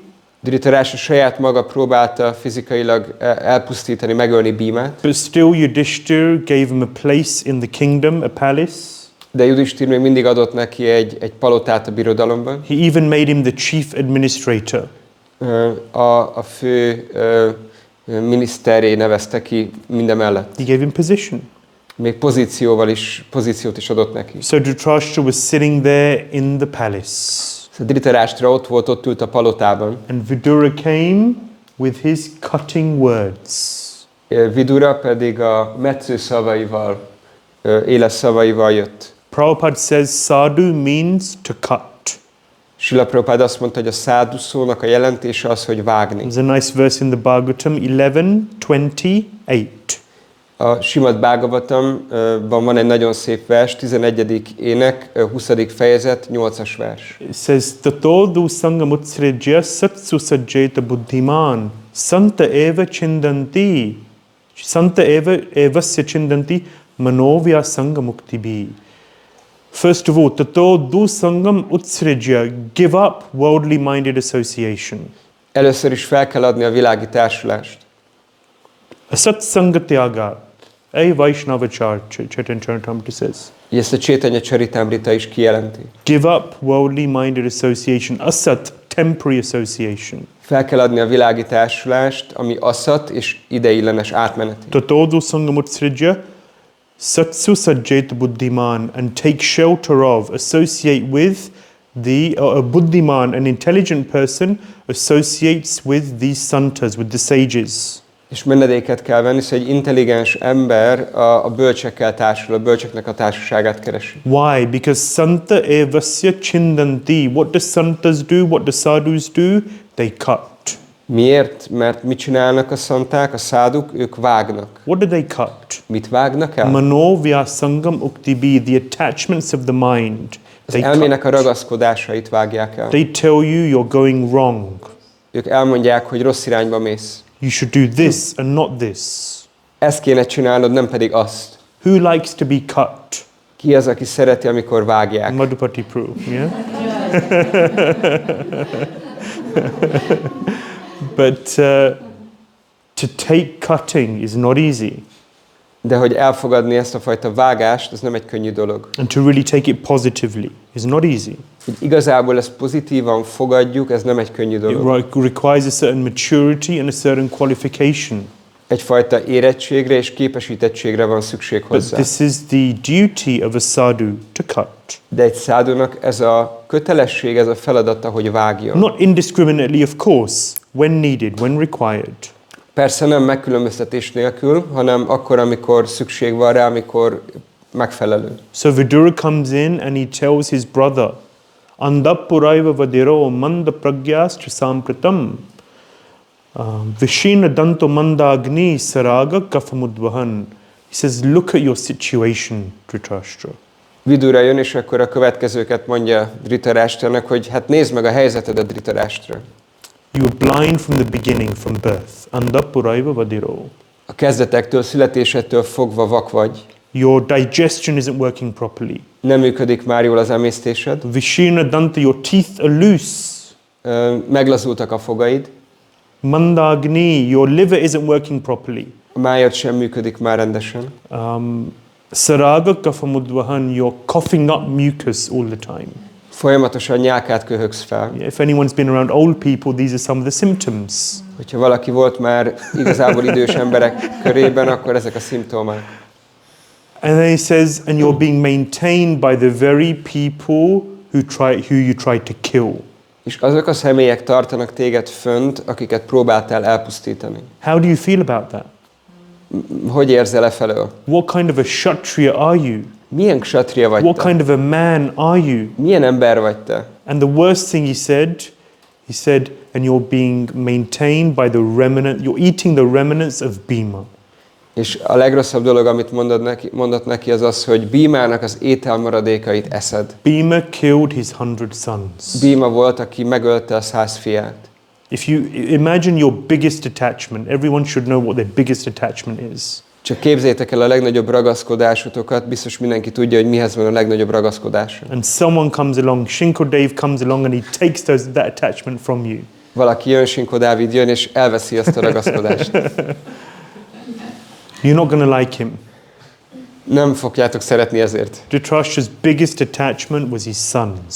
Dhritarashtranak a legnagyobb ragaszkodása a fiai felé volt. Bhima came along and killed each and every one of them. Bhima pedig jött, és egyesével mindegyiküket elpusztította. Dhritarashtra hated Bhima. Dhritarashtra gyűlölte Bhimát. So Vidura says, purposefully therefore, that you're eating the remnants of Bhima. Ezért szándékosan Vidura ezeket a szavakat használja, hogy Bhimának az ételmaradékait eszed. Who's a real friend? Ki egy igazi barát? Very important topic. Nagyon fontos téma. Who's a real friend in our life? Az életünkben kit nevezhetünk igaz barátnak? The person who comes to you and taps you on the shoulder and says, what a wonderful, nice, lovely person you are. Az a személy a barátunk, aki csak jön, megveregeti a vállunkat, és mondja nekünk, hogy milyen kedves, szeretetteljes és szeretetre méltó személyek vagyunk. The person who makes you feel good about yourself. Az a személy, aki mindig csak ilyen jó érzéseket kelt benned The magaddal person szemben. who always glorifies you. Az a személy a barátod, aki mindig csak dicsőít téged. Bhaktisiddhanta Saraswati Thakur says that the person who always glorifies you is not your friend, but he is your enemy. Bhaktisiddhanta Maharaj azt mondja, hogy az a személy, aki csak dicsőít téged, ő nem a barátod, hanem az ellenséged. Rupa Goswami explains who's a friend. Rupa Goswami elmagyarázza, hogy ki egy barát. Svajatya, snigdha, ashraya. Three qualities of a friend, he says. Egy barátnak 3 tulajdonságáról beszél. Number one, svajatya, like-minded person. Svajati az azt jelenti, hogy egy hasonló beálltottságú személy. Maybe a great devotee, but if it's not like-minded, it's difficult to really connect. Lehet, hogy egy nagy baktáról van szó, de hogyha nem hasonló a mentalitás, akkor nehéz lehet So kapcsolódni. someone who sees things the same, similar at least. Egy olyan személy, aki ugyanúgy, vagy legalább hasonló módon lát dolgokat. Snigdha, someone who's actually affectionate towards you. Snigdha azt jelenti, hogy akit érdekel, hogy mi van veled, aki érzéseket táplál irántad. A friend, someone who really cares. Egy barát, aki gondoskodik, aki törődik. You know that they have your best interests at heart.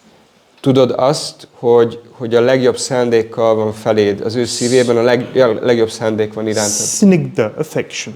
Snigdha, az azt jelenti, hogy szeretet. And then he says ashraya, someone who can actually give shelter. Ashraya pedig azt jelenti, hogy valaki, aki képes menedéket That adni. means someone who actually has some advancement in Krishna consciousness. Ami azt jelenti, hogy valaki, aki rendelkezik fejlettséggel a Krishna Some tudatban. realization in Krishna consciousness. Vannak megvalósításai a Krishna tudatban. And therefore someone who can really impart knowledge and wisdom to us. És aki igazából képes arra, hogy átadjon tudást és bölcsességet a számunkra. Svajatya, snigdha, ashraya, he says. These three things are the qualities of a real friend. Ezt a 3 dolgot mondja, hogy ezek a tulajdonságok, ez a 3 tulajdonság az, ami jellemez egy barátot. So Vidura represents this friend in Dhritarashtra's life. Vidura ezt a barátot képviseli Dhritarashtra életében. Who else does Dhritarashtra have? Ki más van Dhritarashtranak? He had so many so-called friends. Annyi úgynevezett barátja volt, They weren't real friends. de nem voltak valódi barátok. Atma Senyeshwa Satsapi, beginning of 2nd canto, fallible soldiers, Bhagavatam says. A Bhagavatam második éneke azt mondja, hogy ezek ilyen halandó barátok, halandó katonák. Yeah. Family, friends, society, and love. It's all fallible soldiers. They're all going to die. Esendő katonák, akik ezek a családtagok, ilyen barátok, ezek mind el fognak pusztulni. If we're on the emotional platform, these messages are very difficult to digest. Hogyha kizárólag az érzelmi szinten vagyunk, akkor ezt az üzenetet nagyon nehéz megemészteni, befogadni. They do not sound nice. Mert nem hangzik jól. They do not sound pleasant. Mert nem kellemes a fülnek. The Bhagavatam is giving us the reality of the world that we're living in. A Bhagavatam ennek a világnak a valóságát mutatja be, ennek a világnak, amiben élünk. It's cutting through all of the illusion which surrounds us the moment we come out of the womb of the mother. Átvágja azt az illúziót, ami körbevesz és beborít bennünket onnantól kezdve, hogy kijövünk az anya mélyből. And it's making clear the reality of the world that we're living in. És tisztává, világossá teszi azt, hogy milyen a világ, amelyben élünk. The biggest sadhu is the Bhagavatam. A legnagyobb szádu az a Bhāgavatam. Yeah, the person Bhagavat and the book Bhagavat. Van a személy Bhāgavata és a könyv Bhāgavata. The book Bhagavat first and foremost is cutting through our illusions.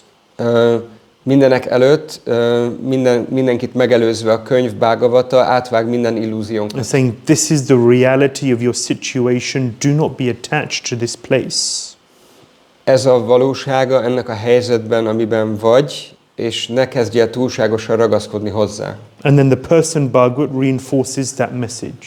És a személy Bhāgavata pedig ráerősít erre az üzenetre. Repeats that message to the person.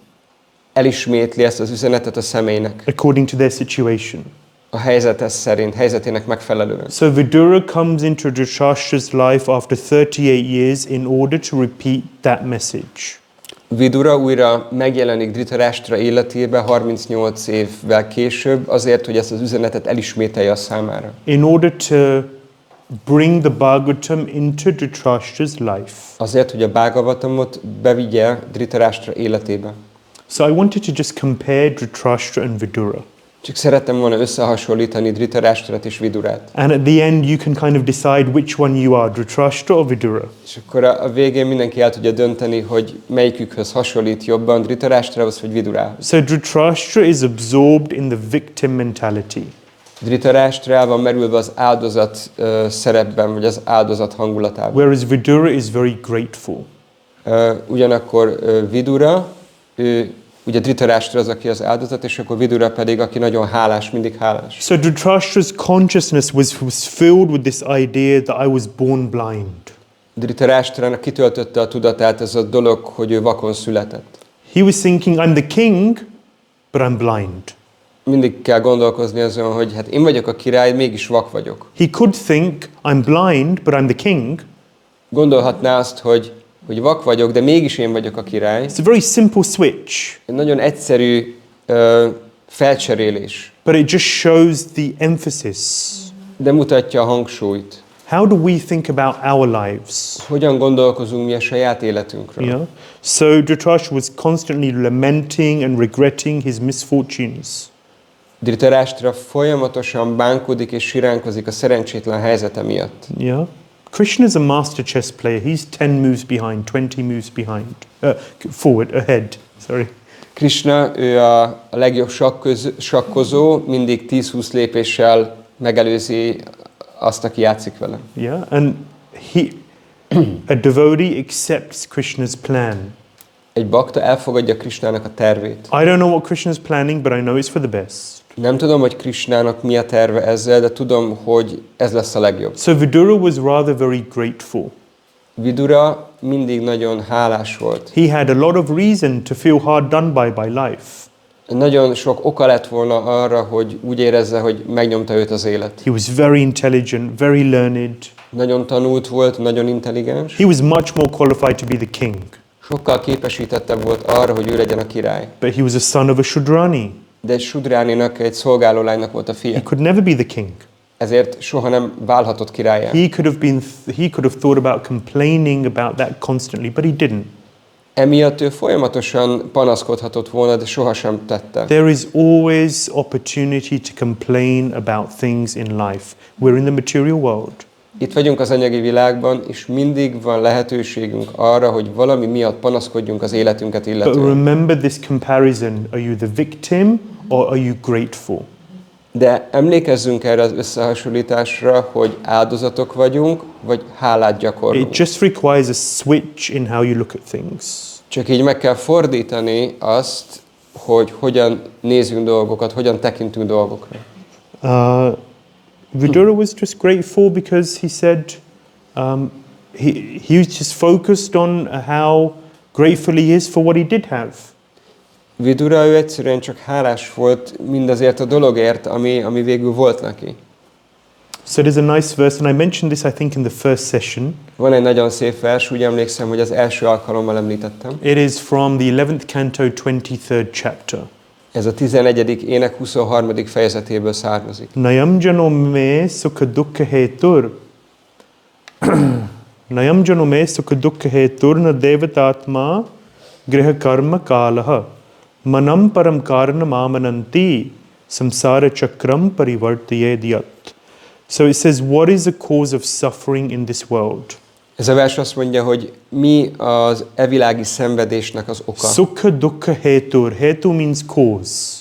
Hétur azt jelenti, hogy okozat. Why do I sometimes receive sukh, happiness, and why sometimes dukh, distress? Miért van az, hogy néha boldogságban van részem, néha pedig szenvedés az osztály részem? Someone may say the devas, the demigods. Valaki azt mondaná, hogy a dévák vagy a félistenek They okozzák. control everything. They control the rain and the sun and the wind and everything around us. Ők okoznak mindent, ők felelősek a napfényért, a szélért, az esőért, mindenért, ami körbevesz bennünket. There's even a demigod for mosquitoes. Még van a szúnyogoknak is egy félistene. There's 330 million demigods, so it's a lot of demigods. 330 millió félisten van, nagyon sokan vannak. Yeah. So some say 33 million, some say 330 million, but you know, anyway, just to cover myself. So it's not the devas. This verse says, Avanti Brahmana says it's not the devas. Avanti Brahman azt mondja, hogy nem a dévák, a félistenek az oka a szenvedésnek vagy a boldogságnak. Then someone says Griha, it's the planets, astrology, Prabhu. Valaki azt mondja, hogy a grihák vagy a bolygók, hiszen asztrológia is van a világon. I'm looking at my chart and I see I'm going through this Saturn period right now, so you know things are expected to be a little shaky. És amikor nézem a képletemet, akkor igen, Szaturnuszban vagyok, akkor a képletem egy kicsit bizonytalan. But you know, my astrologer said if I do this upai, this, what do they say? Like if you do this little thing, remedy, that's it, then it'll get better. It will protect you from the ill effects of Saturn. De azt is mondják, hogy ha ezt és ezt megcsinálod, akkor az meg fog védelmezni téged a Szaturnusz kedvezőtlen hatásaitól. Avanti Brahmana says no. Avanti Brahman azt mondja, hogy nem ez az oka. You know, there's a few things which people these days, devotees these days, tend to be very attached to, and I don't think is conducive to pure devotion. Napjainkban vannak olyan dolgok, amikhez bakták akár nagyon ragaszkodnak, de én azt gondolom, hogy ezek nem kedvezőek a tiszta odaadásnak. Astrology, Ayurveda, Vastu. Asztrológia, Ayurveda és Vastu. Sometimes I hear some devotees speak about these things more than they speak about Krishna and Bhāgavatam. Valamikor azt hallom, hogy bakták ezekről a dolgokról többet beszélnek, mint a Bhāgavatamról. Maybe these things can be used, but be very careful, Prabhus and Maharajas, that these things don't take over your devotion to Krishna.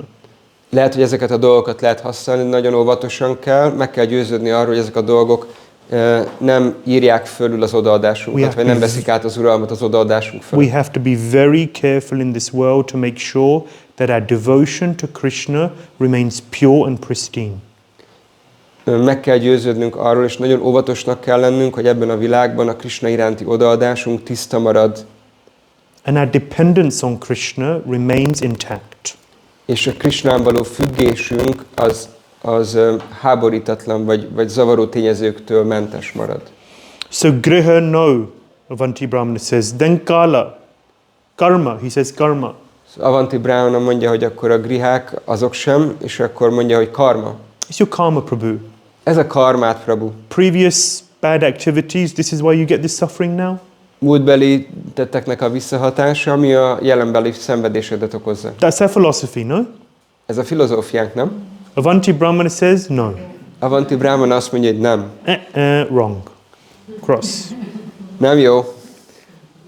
Kala, time. Kála, idő. Good things come and go, bad things come and go. It's the nature of time. It's the nature of the world we live in.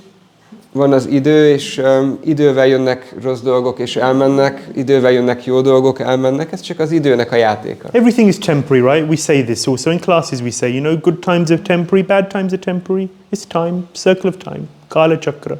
Ezt is szoktuk így mondani, akár leckén is, hogy hát minden átmeneti, jó dolgok is elmúlnak, rossz dolgok is elmúlnak, van ez a Kala Chakra, múlik az idő. Avanti Brahmana says, wrong. Avanti Brahmana azt mondja, nem.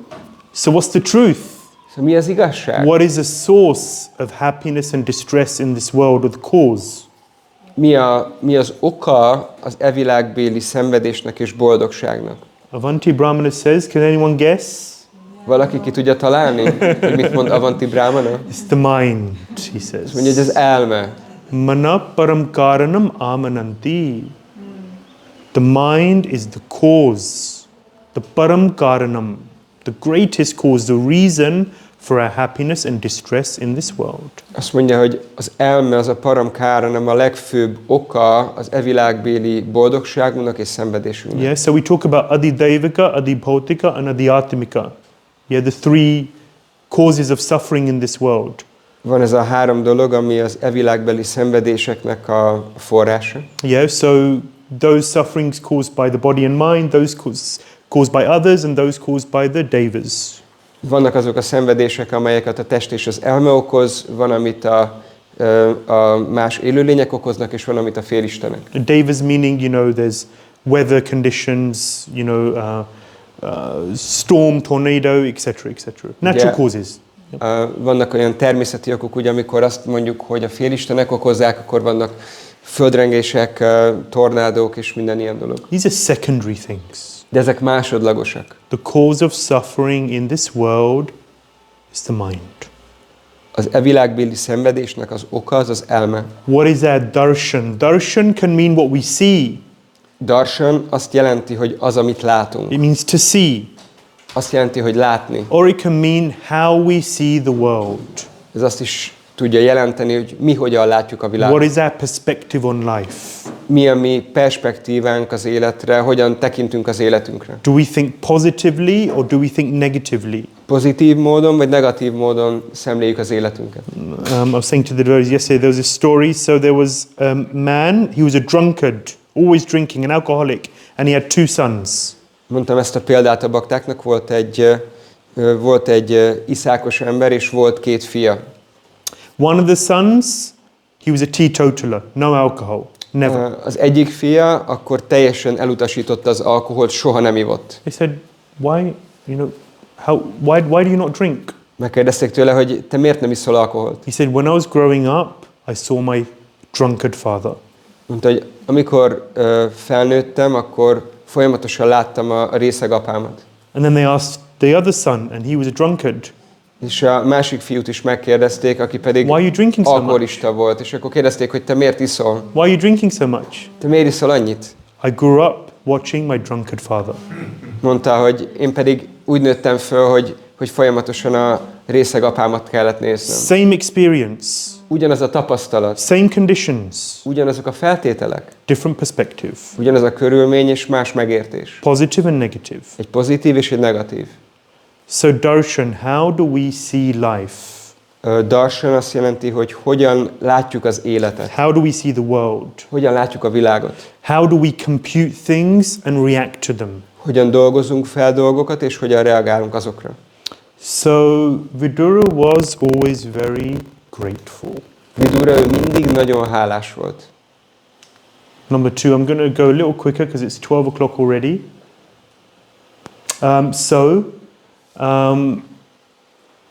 Dhritarashtra was fixed and fearful. Dhritarashtra merev volt és rettegő. Yeah, and Vidura was flexible and fearless. Vidura pedig rugalmas volt és félelem nélküli. So Dhritarashtra was holding on to his land. Dhritarashtra markolta vagy ragaszkodott a földjéhez. Rashtra means nation or land. Rashtra. Rashtra azt jelenti, hogy nemzet vagy földterület. Dhrita means to hold on to something. Drita azt jelenti, hogy valamihez ragaszkodni, vagy így valamit így szorítani. So by his very nature, Dhritarashtra was very attached to things. A természeténél fogva Dhritarashtra nagyon ragaszkodó volt dolgokhoz. Very fixed. Nagyon merev volt. In the slides, you'll see this word meaning he was very attached. Ez a szó igazából azt jelenti, majd a szlájdokon látjátok, hogy nagyon ragaszkodó volt. So I changed the word there a little. Egy kicsit megváltoztattam a szót. Because he was sorry? Rigid. That's a good word, yeah, rigid. nagyon merev volt. Whereas Vidura was flexible.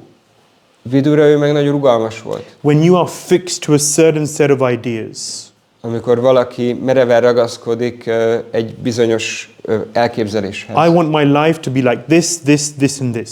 Azt akarom, hogy az életem ilyen és ilyen és ilyen és ilyen legyen. And if it goes an inch in another direction, then oh my God. És ha egy centivel is eltér attól, akkor már egyből a fejünk Then it's a disaster and life is terrible and I'm so hard done by. És akkor, hogyha egy picit is eltérünk attól, amit elképzelünk, akkor úristen, az életem egy katasztrófa, olyan kemény sorscsapások érnek. Life didn't go the way Dhritarashtra wanted it to be. Az élet nem úgy alakult, amit Dhritarashtra kitalált, vagy hogy ő szerette volna, hogy legyen. He was very disturbed. Nagyon zavart volt emiatt. Life didn't go the way Vidura wanted it to be. Az élet nem úgy alakult, ahogy Vidura szerette volna. He understood it to be Krishna's plan and desire. De megértette, hogy ez Krishnának a terve és a vágya. He accepted. Elfogadta. He was flexible. Rugalmas volt. And there, when you bring Krishna into the picture, then you become flexible. És amikor behozod Krishnát a képbe, akkor az rugalmassá tesz. Vraja means to move. Vraja azt jelenti, hogy mozdulni. So the Vrajavasis are always moving with Krishna. A Vrajavásik ők mindig Krishnával mozdulnak. They're moving with Krishna's plan. Krishna tervével mozdulnak. Yeah, whatever Krishna arranges. Bármi, amit Krishna elrendez. Okay, we're going to go and play in the forest now. Oké, akkor megyünk játszani az erdőbe. So they go to the forest and they play. Akkor elmennek az erdőbe We're játszani. going to wrestle now, so they wrestle. Akkor most birkózunk, jó, birkózzunk. Okay, there's a demon who's going to come and kill us. Oké, jön egy démon, aki meg fog minket ölni. Okay, Krishna, do something about the demon. Oké, Krishna, akkor csinálj valamit a And they démonnal. carry on. És akkor így folytatják. Life's good. Az élet jó. Nothing to worry about. Nincs semmi aggódnivaló. Because Krishna's in charge. Mert Krishna vezeti azt, az életet. So Vidura is fearless. Vidura félelem nélküli. Because he has accepted Krishna's control of in his life. Mert elfogadta Krishna irányítását az ő saját életében. Yeah. So as we said before, Dhritarashtra said, when you speak, Vidura, it's like lightning. It lightens up my life. But then darkness shrouds. Ugye korábban beszéltünk arról, hogy Dhritarashtra mondta Vidurának, hogy amikor beszélsz, az olyan, mint amikor hirtelen így megvilágosodik minden, de amikor abba hagyod a beszédet, akkor újra a sötétségbe borulok. When I read that, I thought, wow, I feel like that sometimes. Amikor ezt olvastam, akkor gondoltam, fú, én is sokszor így érzek. So much good instruction. Annyi fantasztikus utasítás. So much knowledge and wisdom which we've received. Annyi bölcsesség és tudás, amit megkaptunk. How much of it am I really applying in my life? Ezeket mennyire alkalmazom én igazából az életemben? So are we like Vidura or are we like Dhritarashtra?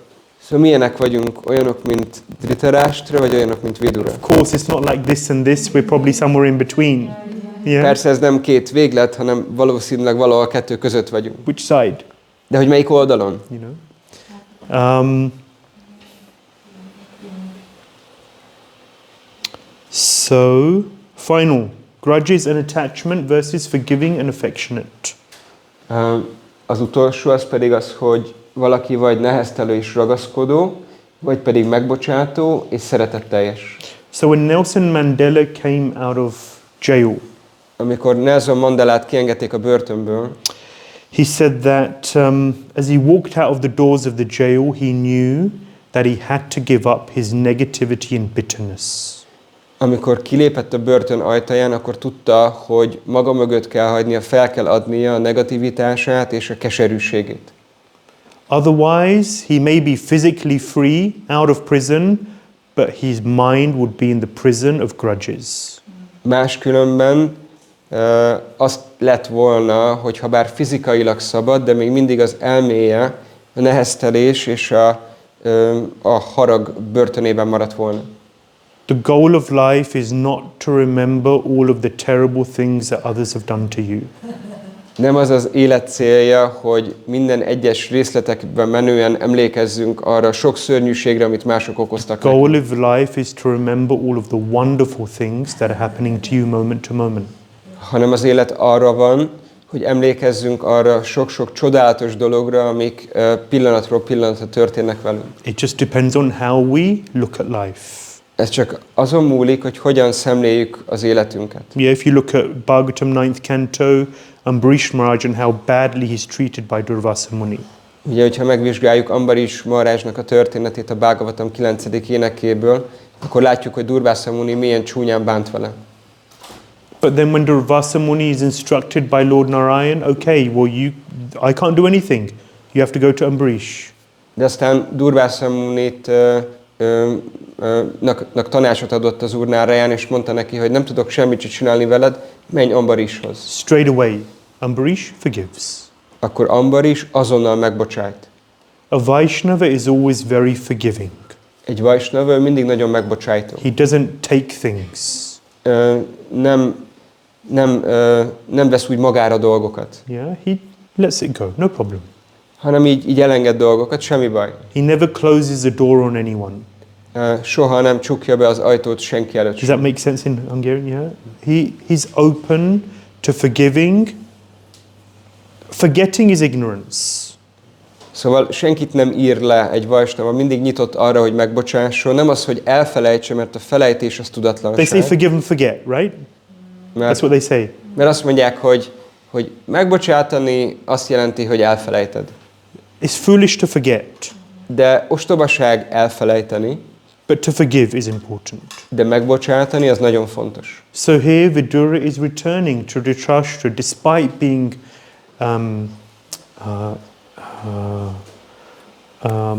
insulted time and time again. He returns. Ugye Vidura visszatér Dhritarashtrahoz annak ellenére, hogy újra és újra meg volt bántva. And he's affectionate. És szeretetteljes. Sneha, snigdha, ashraya, snigdha. He's affectionate towards Dhritarashtra. És nagyon szeretetteljes módon viszonyul Dhritarashtrahoz. He genuinely cares. Őszintén törődik vele. And that's why he returns. Ezért tér vissza.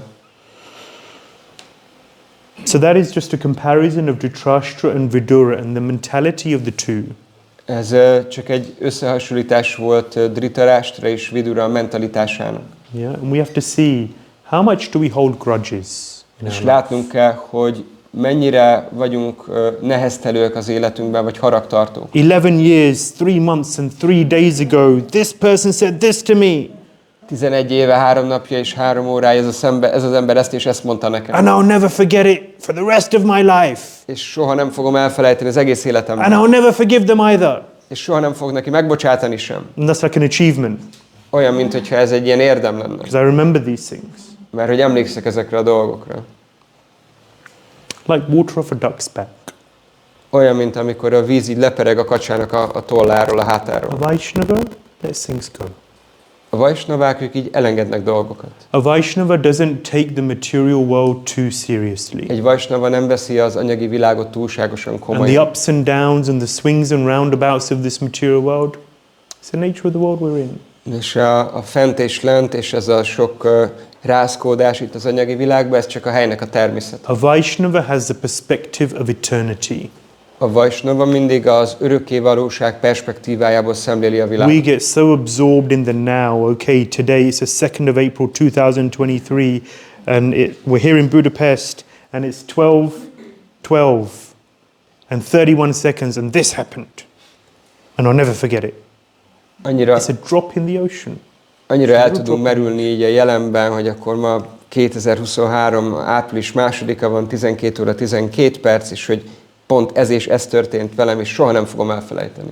De ez csak egy csepp a tengerbe, ez semmi. So, some reflections. Some reflections relevant for all of us.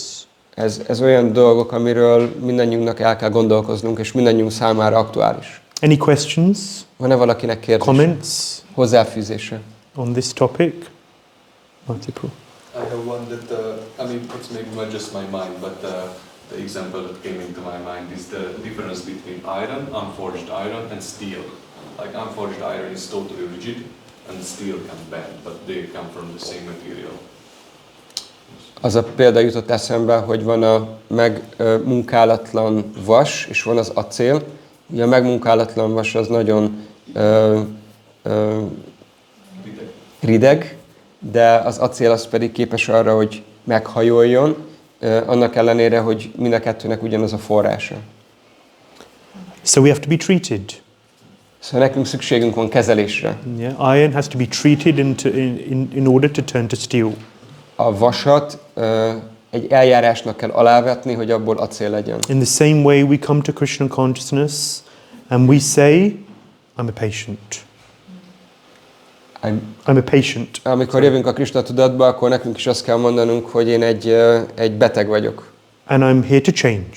És azért vagyok itt, hogy megváltozzak. I know that I'm not perfect. Tudom, hogy nem vagyok tökéletes. I know that I want to improve and develop and grow in so many ways. Tudom azt, hogy nagyon sok módon, vagy sok szempontból akkor fejlődnöm kell, változnom kell, jobbá kell válnom. And I'm ready to positively take on that change.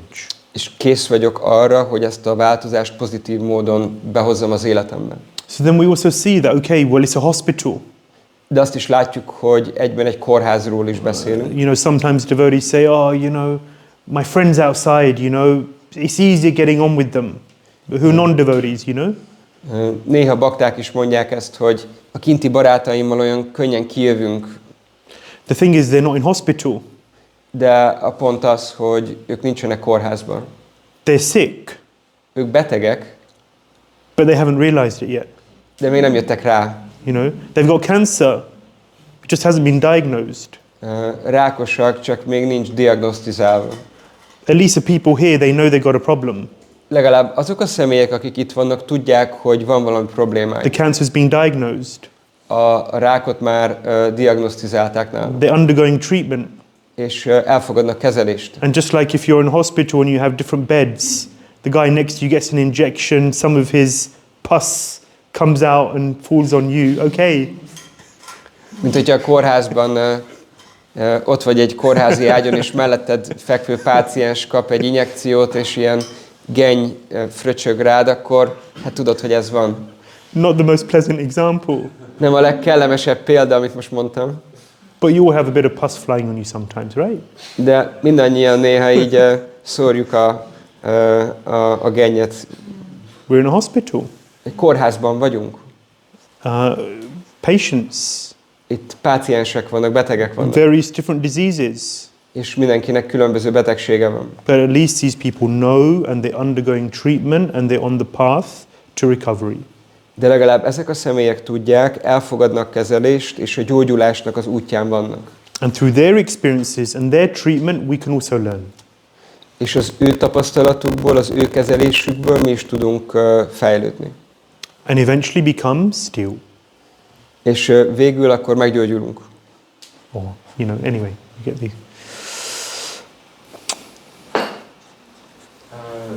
So you mentioned that Duryodhan called Vidura on his name, and that it's not appropriate to call seniors on their name. So how should we apply this principle in our everyday life? Like we usually say others' names.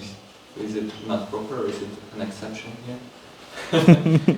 Említetted azt, hogy Duryodhan nevén szólította Vidurát, annak ellenére, hogy a nagybátyja volt, és hogy ez komoly tiszteletlenség. Ezt az elvet a mindennapi életünkben hogyan tudjuk átültetni, hiszen itt egymást a nevén szoktuk szólítani. Prabhupada introduced a system by which devotees associate. Prabhupada bevezetett egy rendszert, amely szerint a bakták társulnak egymással. Men, Prabhu. Men, a férfiak, ők a prabhuk. Women, Mataji. A hölgyek pedig matajik. The issue is sometimes we use these words, A probléma inkább az, hogy néha használjuk ezeket a szavakat, but we're not really thinking like this is my master. de nem gondoljuk azt, hogy ő igazából az én mesterem. Hey Prabhu, what are you doing? Hé Prabhu, mit csinálsz? You know, so we deal with people, we call them Prabhu, but we don't treat them like Prabhu.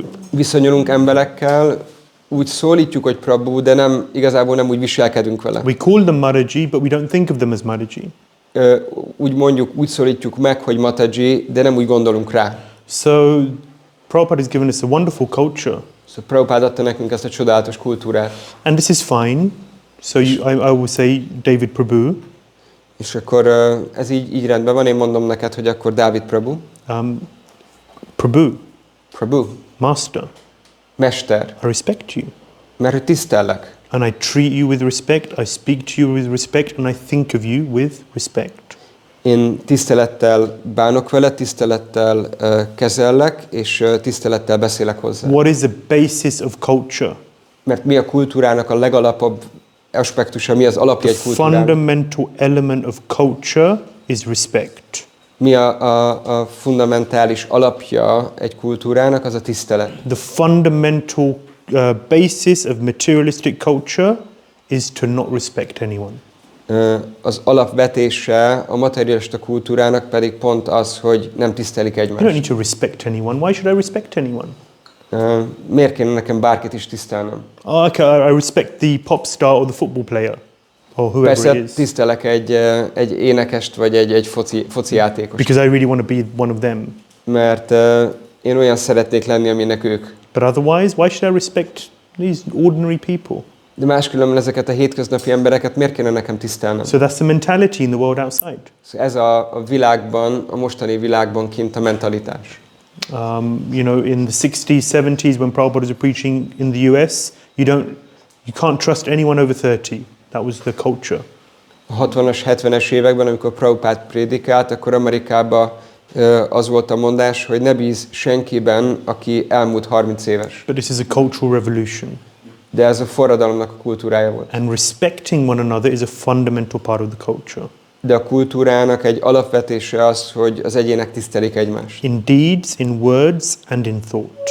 Gondolatban, szavakban és tettekben. And that's really what this is about, you know. És ez igazából pont erről szól. That's the essence of it. Ez a lényege. So in relation to being flexible and accepting the supremacy of Krishna's plan, how do we, when we have an endeavor and it's difficult or it's failing repeatedly, how do we know when it's a case of Krishna saying, hey, take the hint, this is not the plan, versus Krishna saying, hey, I want to see how badly you want this? Amikor vannak elképzeléseink, vagy van egy törekvésünk, de úgy nem sikerül, akkor honnan tudjuk azt, hogy Krishna ezzel mit üzen nekünk, hogy vagy azt üzeni, hogy hé, vedd már a lapot, hogy nem ez az út, vagy pedig csak Krishna akarja látni, hogy mennyit vagyunk egy adott dologért áldozni, hajlandóak áldozatot hozni, vagy mennyire akarunk valamit. I was looking at the 2022 marathon. I was in Switzerland for 5 weeks. A 2022-es maratonon gondolkoztam, Svájcban voltam 5 héten keresztül. And at the end of the day, I always write a little report, what happened that day. Nap végén mindig írtam egy rövid riportot, hogy mi történt aznap. And I was looking at the top score of the marathon and the bottom score of the marathon. Megnéztem a maratonon elért legnagyobb eredményemet és a legalacsonyabbat. And I was reading my notes to the top day of the marathon. És olvastam a jegyzeteimet, amit ahhoz a naphoz írtam, amikor legnagyobb volt az eredmény. Maybe it was the second top day. Lehet, hogy a második legnagyobb nap. And I wrote, the first lines I wrote in the report was, for the first 3 hours, 0. És az volt odaírva a riportba, hogy az első 3 órában semmi nem történt. And when nothing happens, I mean, just giving the example of book distribution, when nothing happens on the street and you're trying, the mind says so many things. Ezt csak szoktam hozni ezt a példát, hogy amikor az ember kint van könyvet osztani, és semmi nem történik hosszabb időn keresztül, akkor az elme rengeteg dolgot mond. Yeah. Do I know how to distribute books? Egyáltalán tudom azt, hogy kell könyvet osztani? I just want to go to a warm place where there's friendly people. Csak akarok menni egy meleg helyre, ahol kedves emberek vannak. I should, change spots. El kéne mennem valahol máshova megpróbálni. This is a terrible town. I shouldn't have come here. I knew I shouldn't have come. Ez egy szörnyű hely, szörnyű város. Tudtam, hogy nem kellett volna ide jönnöm. Yeah. So many things. Annyi dolog. And then towards the end of the day, I don't know, 4 or 5 people came, and they were just dream people, and it just transformed the day, and it went from what was going to be the worst day to pretty much the best day. És aztán a nap végén pedig akkor ilyen államemberek jöttek, akik hihetetlen kedvesek voltak és sokat adtak, amitől az a nap a legrosszabb napból majdnem a legjobb nap lett. At the end of the day, this is my service. És végső soron ez a szolgálatom. And I know that this is ordained by Guru and Krishna. This is what they want. És tudom azt, hogy ezt Guru és Krishna rendelt el a számomra, ezt akarják. Guru wants, therefore Krishna wants. Simple. Guru akarja, ezért Krishna akarja, egyszerű. So there's no changing. I know that I'm doing the right thing, so there's no negotiation. Szóval nincs változtatás, nem kell magammal hadakozni, mert tudom, hogy ez a legjobb dolog, ami történik. So that's a relatively straightforward situation.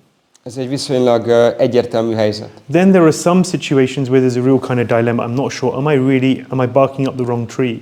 És akkor vannak olyan helyzetek, amikor nem ennyire egyértelmű, és akkor úgy elbizonytalanodunk, hogy most tényleg a jó fát ugatjuk. And that's when I would say two things. One is prayer. És ilyenkor két dolgot szoktam mondani, az egyik az, hogy imádkozz. And the second is to ask seniors. És a másik pedig az, hogy kérdezd meg a hozzád képest idősebb baktákat. To understand my authorities, senior devotees, to understand, am I doing the right thing? Kérdezd meg autoritásokat, vagy idősebb baktákat, és próbáld megérteni, hogy a jó dolgot csinálod-e. And in that way move forward according to the feedback you get from those two parties. És akkor próbálj úgy előre menni annak alapján, amilyen válaszokat kapsz ezekről a helyekről. The fact that we have seniors access to devotees who can advise and guide us is invaluable. Az, hogy van hozzáférésünk olyan személyekhez, olyan idős baktákhoz, akik hajlandóak tanácsot adni és vezetni bennünket, ez felbecsülhetetlen érték. Sometimes devotees complain that, oh, well, I don't have anyone really that I can talk to about my problems. Bakták panaszkodnak, hogy igazából nincs senki, akivel meg tudnám őszintén osztani a problémáimat. The question is, am I open to receiving, or do I really want or feel the need for input in my life? A kérdés inkább az, hogy valóban akarok-e kapni tőlük, és hogy elfogadom-e azt, amit ők mondanak az életemre vonatkozóan. Because very often I think there are people who are there who are ready to advise, but when they see people who don't really want it, then they step back. Mert sokszor azt látom, hogy vannak olyan személyek, akik készek adni bölcsességet vagy tudást, de amikor ők azt látják, hogy valaki nem hajlandó befogadni, vagy nem kész arra, hogy elfogadjon, akkor inkább csak hátralépnek és nem mondanak semmit. I have to be eager for input in my life. Nekem mohón kell vágyni arra, hogy megkapjam mások iránymutatását. It's okay. Thank you. We're going to move on. Köszönöm szépen, akkor folytatjuk. On chapter 13, and it's 15 chapters. We need to get to chapter 15. Sorry. Ugye most tartunk a 13. fejezetnél, és el kell jutnunk a 15-ig. Okay, so Dhritarashtra leaves. Eventually, Vidura kicks him out of his comfort zone. Szóval végül Dhritarashtrát akkor Vidura így kimozdítja a komfortzónájából. Dhritarashtra goes and achieves a perfection. Dhritarashtra elmegy, és eléri a tökéletességet. Yeah, so the question here is, should devotees take to the Vanaprastha ashram? A kérdés, ami felmerül, az az, hogy a baktáknak szükséges elfogadniuk a Vanaprastha ashramot. So the Vanaprastha ashram in ISKCON is probably the least developed of the four ashrams. Az ISKCON-ban jelenleg a 4 ashram közül valószínűleg a Vanaprastha az, ami a legkevésbé kidolgozott. More and more there's discussions on this topic. Egyre több beszélgetés van a témát illetően. Shastra says, Pancham urdvam vanam vrajet. At the age of 50, one should enter the forest. A sászra azt mondja, hogy 50 évesen valakinek be kell lépni az erdőbe. So why don't we have devotees living in the forest? Why don't we have devotees living in a forest? Nálunk miért nincsenek bakták, akik az erdőbe jönnek? So this is quite it can be a very lengthy discussion. És ez lehet egy hosszúra nyújtott beszélgetés témája. I just think it's relevant for devotees to think about. De azt gondolom, hogy fontos, hogy bakták erről gondolkozzanak. I was listening to one lecture by one devotee in India. Hallgattam egy indiai baktának a leckéjét. And he said he went to his spiritual master the day he was getting married. He went in the morning to his spiritual master to ask for blessings. Aznap, amikor éppen házasodni készült, akkor reggel felkereste a lelki tanítómesterét, hogy áldást kérjen tőle. And he asked his spiritual master, please Gurudev, give me one piece of advice which is very important for me and that I'll always remember. És mondta neki, hogy kedves Gurudévám, akkor adj nekem olyan tanácsot, ami nagyon fontos nekem, és amire mindig emlékezni fogok. True story, the spiritual master said. Igaz történet. Spiritual master said that before you get married, plan your Vanaprastha life. Mondta neki a lelki tanítómestere, hogy még mielőtt megházasodnál, tervezd meg a vánapraszta életedet. Plan it with your future wife, discuss it and make sure you have a clear idea on what the game plan is for your life. Very important to plan Vanaprastha ashram. Ha jövőbeni feleségeddel, akkor üljetek le és tervezzétek meg a vánapraszta ashramot, tervezzétek meg, hogy hogy fog kinézni az életetek, ez nagyon fontos. Parikshit Maharaj is described in the second canto, I think it's the 4th chapter. Azt hiszem a Bhāgavatam második énekének 4. fejezetében Parikshit Maharaj. It describes how Parikshit Maharaj, he gives up, he leaves everything. Hallhatunk arról, hogy Parikshit Maharaj hogyan hagy maga mögött mindent, hogyan ad föl mindent.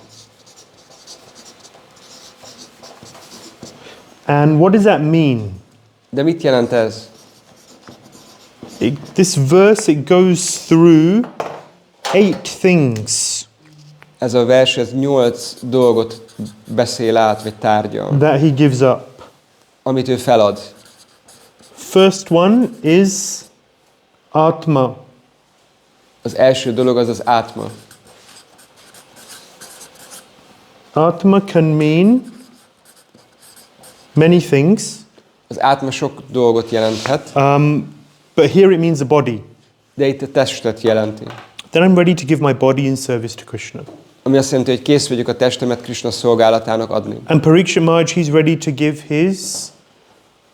he knows he's going to die, he's ready to give his body up, his life. Parikshit Maharaj tudja, hogy meg fog halni, akkor kész feladni a testét, kész feladni az életét. So in the Vanaprastha ashram, so there was one devotee and he was talking to a brahmachari. Volt egy bakta, aki egy brahmacharival beszélgetett. And he said, you're so fortunate because these 8 things you don't really have. Only this one. Mondta neki, hogy annyira szerencsés vagy, mert brahmachariknak ez a 8 dolog igazából nincsen, kivéve az elsőt. Jai means the wife. Jai means a feleség. Yeah, so in Vanaprastha life, what is the point? The point is that I spent 25 years engaging with the material energy in so many ways. Itt a lényeg az az, hogy az ember úgy gondolja, hogy 25 évet töltöttem azzal, hogy az anyagi energiával kellett annyiféleképpen viszonyulnom és társulnom. So involved in so many material duties. Annyiféle anyagi kötelességben kellett részt vennem. Things you have to take care of. Olyan dolgok, amire az embernek úgy gondoskodnia kell. How do you, and over 25 years, you develop naturally an attachment for these things. És 25 év alatt természetesen az emberben ragaszkodás ébred ezek iránt, a dolgok iránt. But you can't die with these attachments.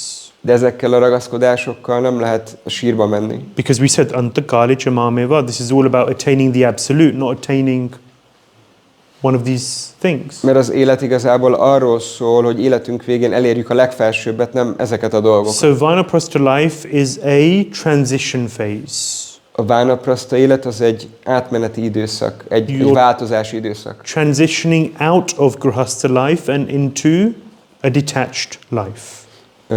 Amikor az ember a ragaszkodással teli grihaszta életéből egy ragaszkodásmentes állapotba tér át. So this devotee said, you're so fortunate. There's no jai, there's no wife. Ez a bakta mondta, hogy annyira szerencsés vagy, mert nincs ott a feleség. Sutta means children. Nincsenek gyerekek. Agra means home, palace. Agra azt jelenti, hogy otthon vagy palota. Yeah. So Parikshit Maharaj had a huge palace. Parikshit Maharajnak hatalmas palotája volt. Pashu means facilities. Pashu azt jelenti, hogy körülmények. It means animals. You know, they have various vehicles. Ugye ez jelenthet állatokat, járműveket. You know, which take them from A to B. Ami A-ból B pontba az embert eljuttatja. He gave that up. Ezt is feladta. Dravina means your treasury, your wealth. Dravina azt jelenti, hogy a gazdagságod, a kincseid. He gave those things up. Azokat is feladta. Bandhusu, the social circle. A társadalmi kör, vagy a társadalmi kapcsolatok. Society, friendship and love. Társadalom, barátságok és szerelem. He was loved by all, Parikshit Maharaj. Parikshit Maharajot mindenki szerette. He gave it up. Feladta. And then Rajya, the kingdom, of course. Rajya, ez pedig a királyság. So he gave up all of these things. Mindezeket a dolgokat feladta. This is these are things which you have, which you engage with for so many years. Gradually, those attachments have to be tracked back. Szóval ott vannak ezek a ragaszkodások, melyekkel az embernek annyi éven keresztül kapcsolata van, de végső soron ezeket vissza kell vágni. Yeah, so as one detaches from these things, spiritual consciousness and realization becomes more easier. Amint az ember egyre jobban eltávolodik ezektől a dolgoktól, akkor a lelki megvalósítás egyre dominánsabbá válik. Otherwise, the connection and the attachment to these things dominates the consciousness. Máskülönben az ezek iránti dolgok iránti ragaszkodás, azok uralják a tudatot. So the essence of the question is to really shift the concern from material to spiritual. A lényeg, hogy az anyagiról a lelkire helyezzük a hangsúlyt. Question is, where can I do most service for Krishna? A kérdés az, hogy hol tudom a legtöbb szolgálatot ajánlani Krishnának. How can I do the most service? Hogyan tudom a legtöbb szolgálatot ajánlani? How can I purify my consciousness and absorb it more and more in Krishna? Hogyan tudom egyre inkább megtisztítani a tudatomat, és egyre jobban elmeríteni Krishnában? So what form that Vanaprastha ashram takes amilyen formát ölt a Vanaprastha ashram, is quite a person-specific thing.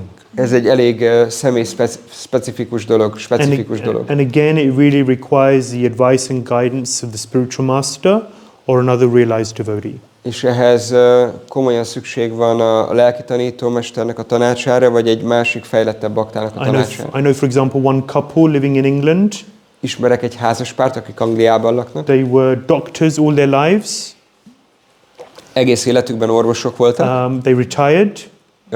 Meg nyugdíjba mentek. They get up in the morning, they chant 32 rounds and read Bhagavatam for 4 hours a day. Fölkelnek reggel, dzsapáznak 32 kört, és 4 óra Bhagavatamot olvasnak minden reggel. And then do some service. És utána valami szolgálatot végeznek. Preaching and whatever else it may be. Yeah?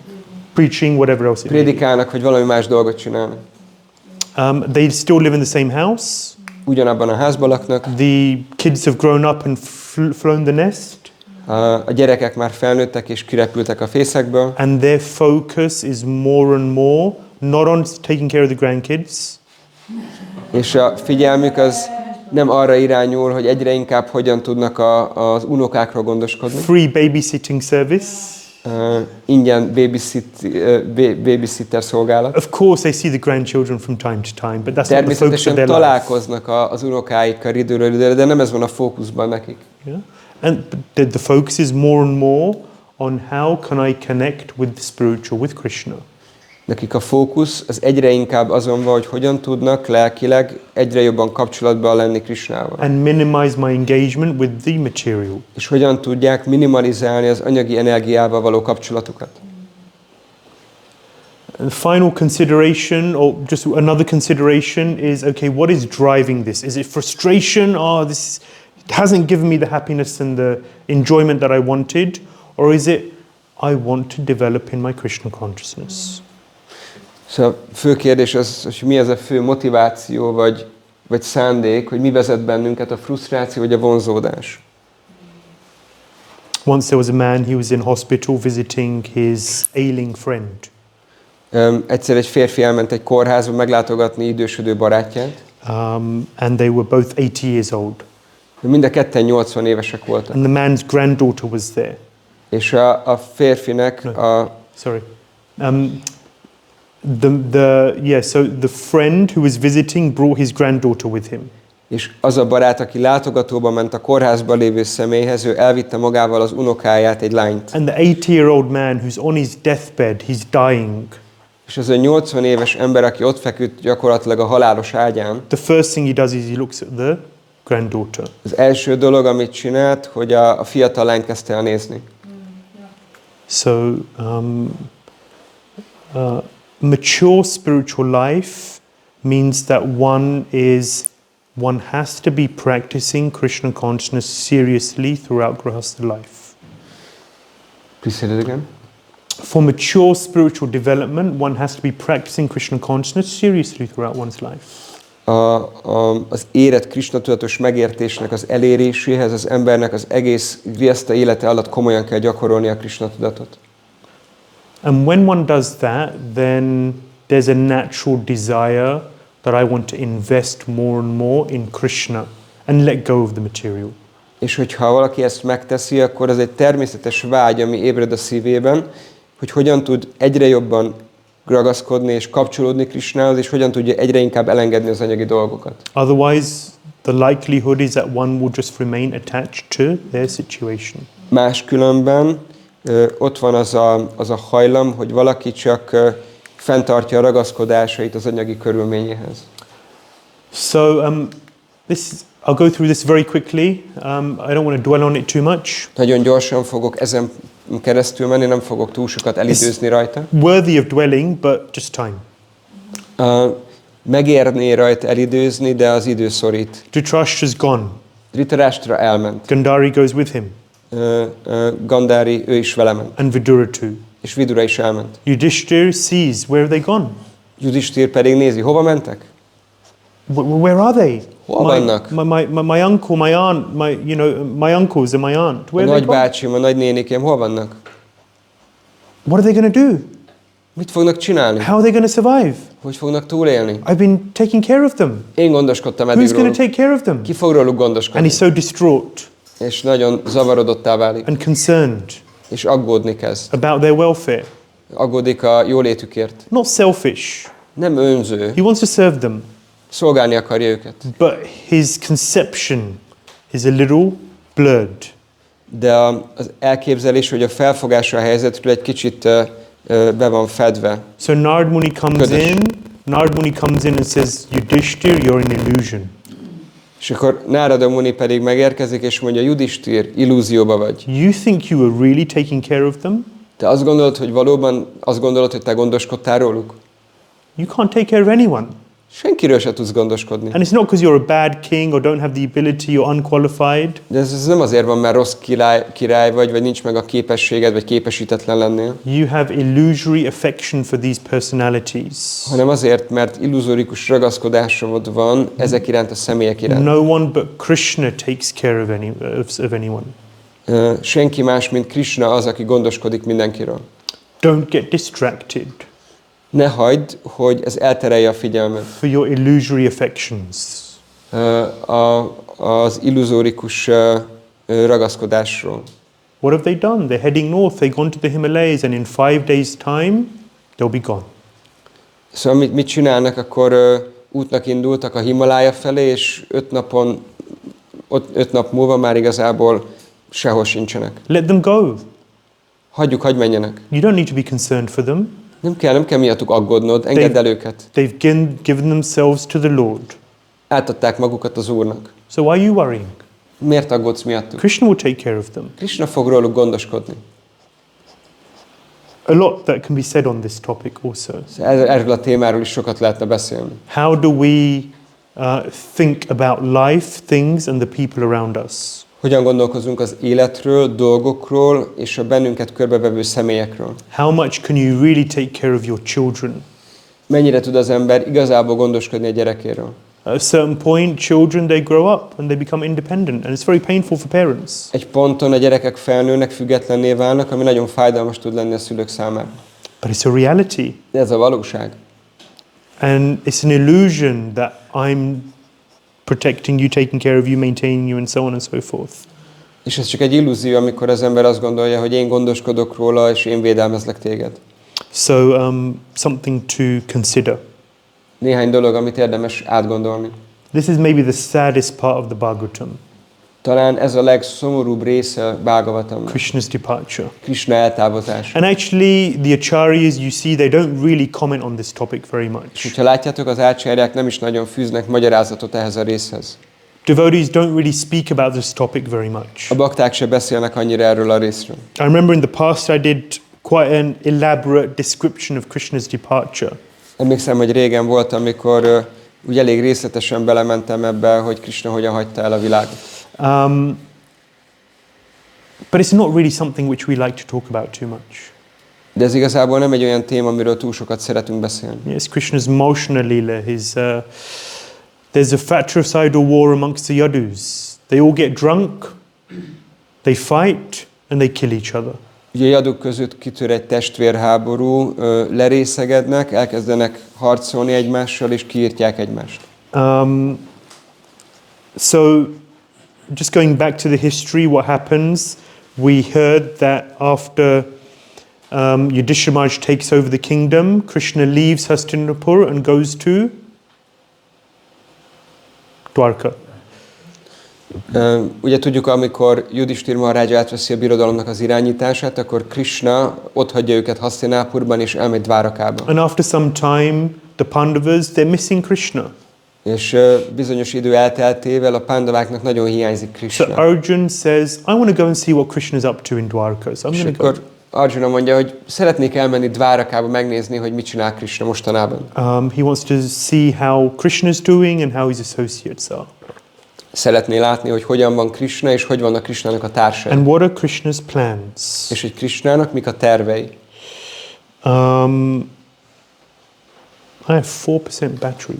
Can you get the charger from the room? Sorry, thank you.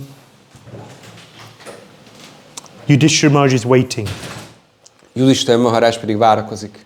Arjun hasn't come back. Arjuna nem ért még vissza. 1 month goes by, 2 months go by. 1 hónap eltelik, 2 hónap eltelik. And then he begins to see omens in the environment.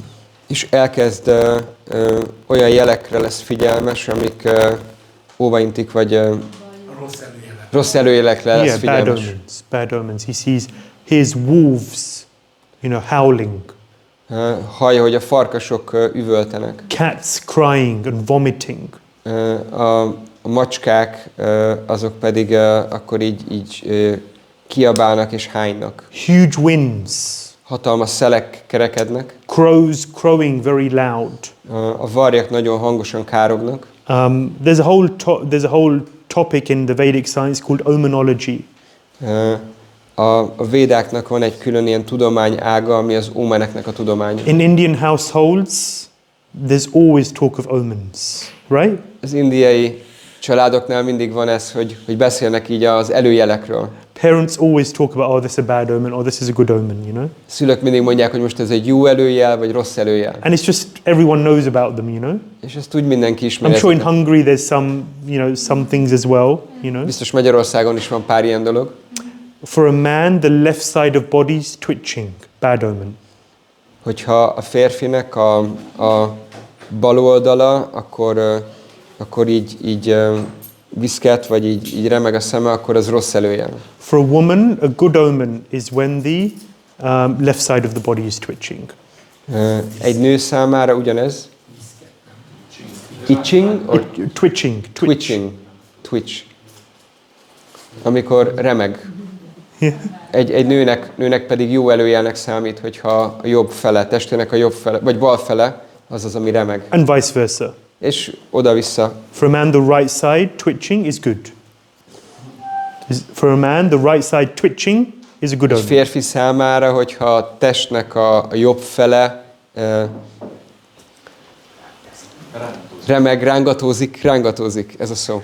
Rángatózik, akkor az jó, az kedvező. So, Yudhishthira begins to see all these bad omens.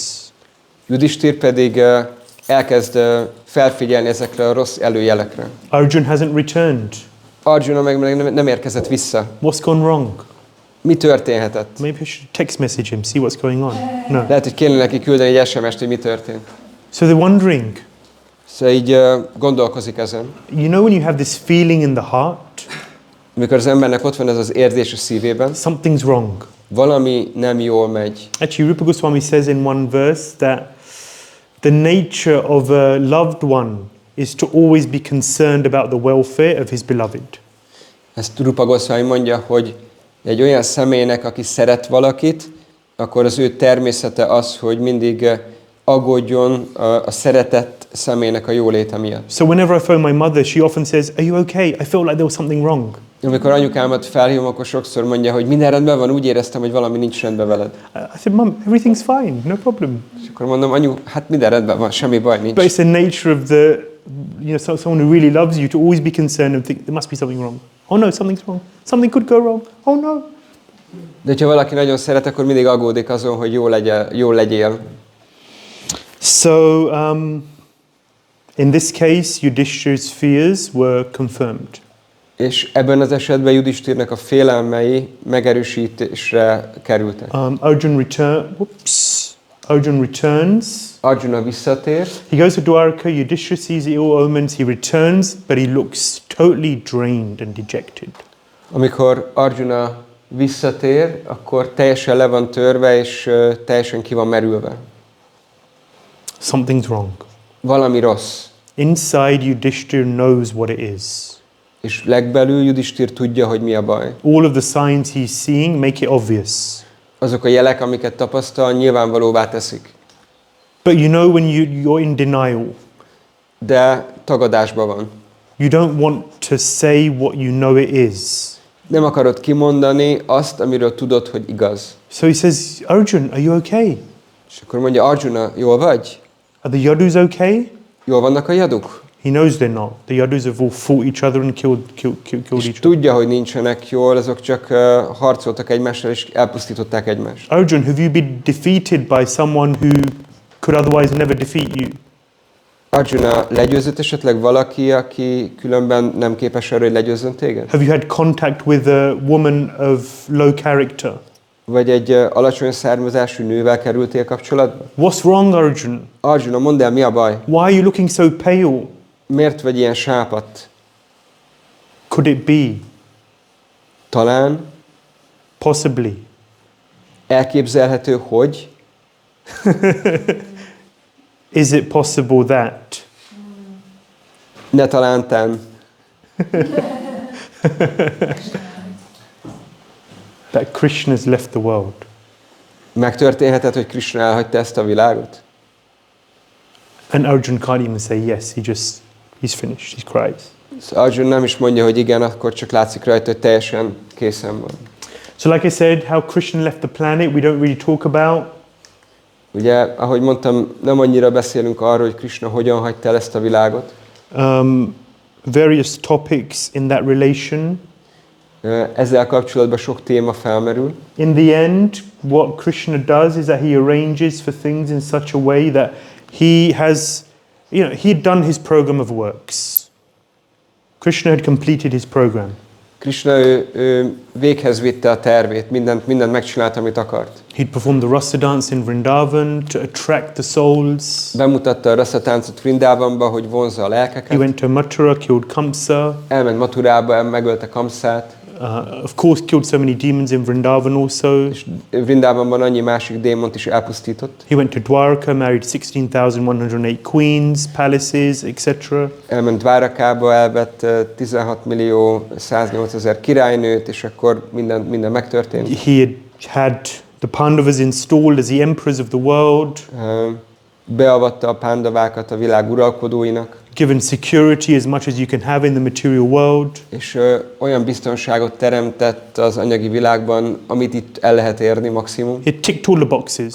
Ugye mindent kipipált, minden feladatát One kipipált. thing was remaining, and that was Badrikashram.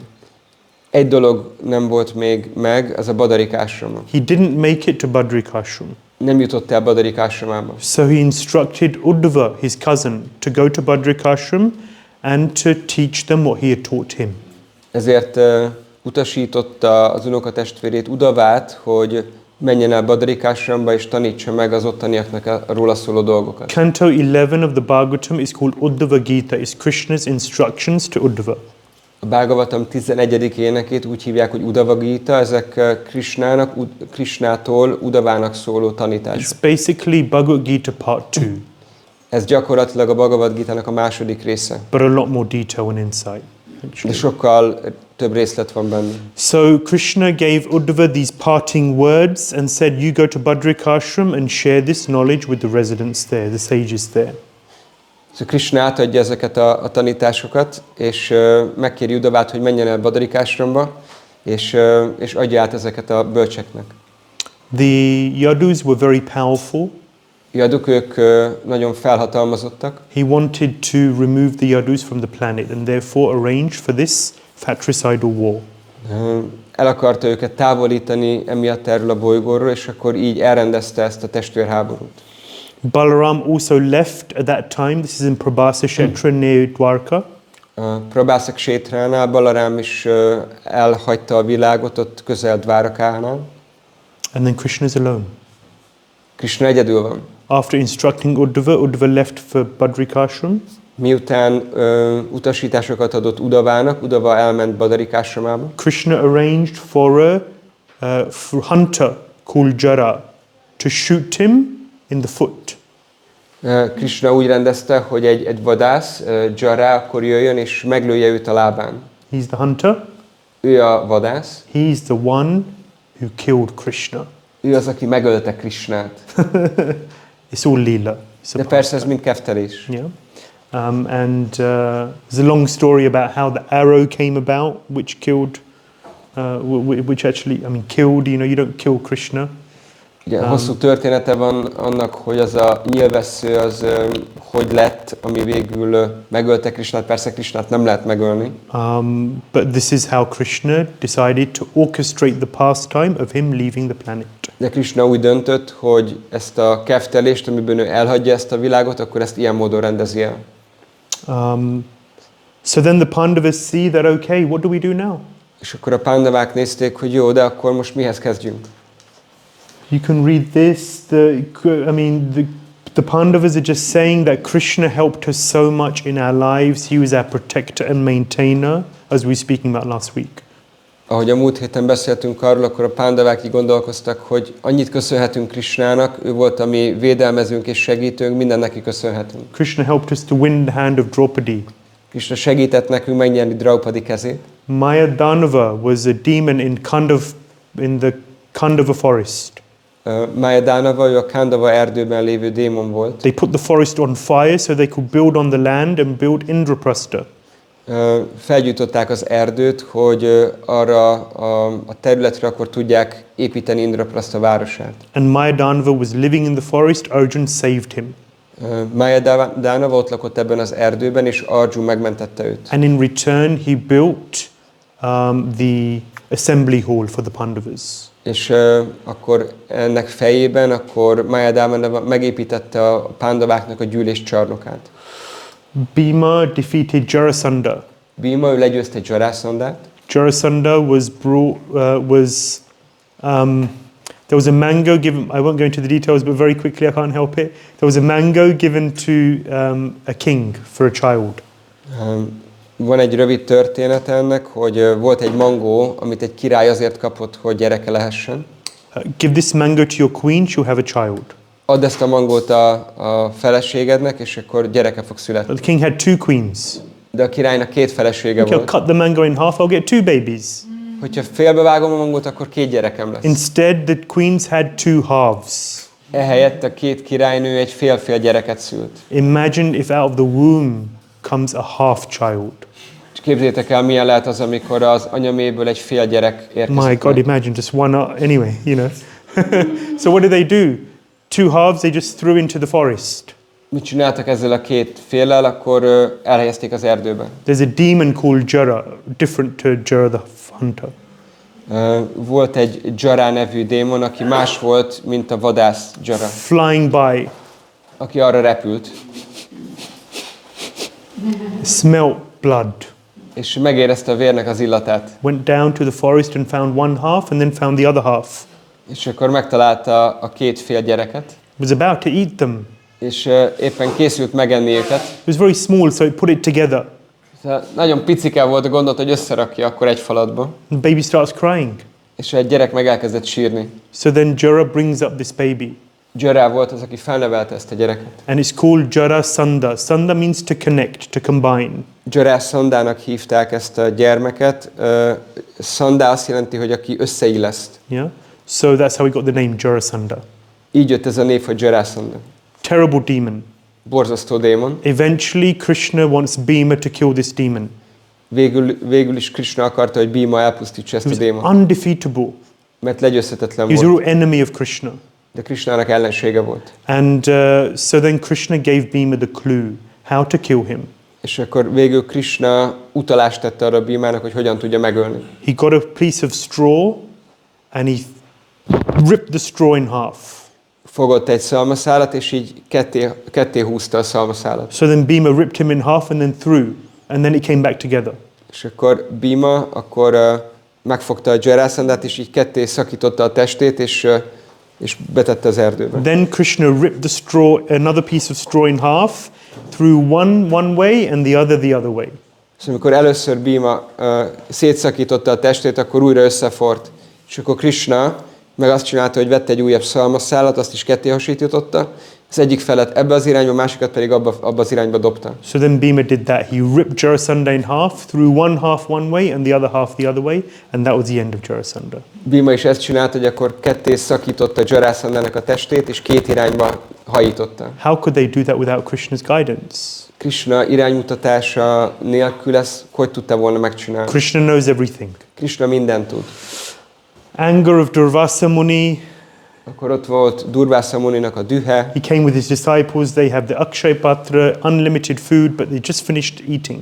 Durvasa Muni megérkezett a tanítványaival, volt a Pandaváknak egy Akshaya Patra nevű tájuk, ami végtelen mennyiségű ételt adott, de már befejezték az evést. Krishna saved them.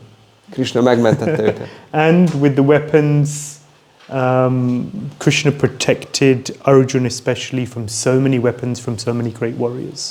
És nagy harcosoknak a fegyvere nem tudta érinteni a Pandavákat, mert ott volt Krishna. So the Pandavas think, what is the worth of living if there's no Krishna? A Pandavák azt gondolták, hogy mi értelme van az életnek, hogyha nincs itt Krishna. We have to feel the same. Nekünk is ugyanúgy kell éreznünk. What is the point of living if there's no Krishna in my life? Mi az élet értelme, hogyha nincs benne Krishna az életemben? Krishna has to be a central part of my life. If I breathe, if I eat, if I sleep, then there's Krishna. Krishnának az életem középpontjában kell lennie, hogyha én alszok, eszek, lélegzek, Krishnának ott kell lennie. If I can manage to do these things, then I can manage to think of Krishna, chant his names, hear about him and glorify him.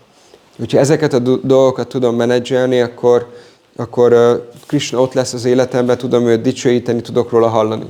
I'll eat less, I'll sleep less, but Krishna has to be there. Kevesebbet alszok, kevesebbet eszek, de Krishnának ott kell lennie. So the Pandavas also decided to retire. Szóval a Pandavák is úgy döntöttek, hogy visszavonulnak. Yudhishthira Maharaj was the king, the emperor of the world. Yudhishthira Maharaj, ő volt a király, ő volt a világnak a császára. He installed Parikshit as the new emperor. Parikshit Maharajot tette meg új uralkodónak Hasztinapurában. And in Mathura, there's Krishna's great grandson. Mathurában pedig Krishnának az ükunokáját. Krishna's son was called Pradyumna. Krishna fiát Pradyumnának hívták. His son was Aniruddha. És az ő fia volt Aniruddha. And Aniruddha's son was Vajranab.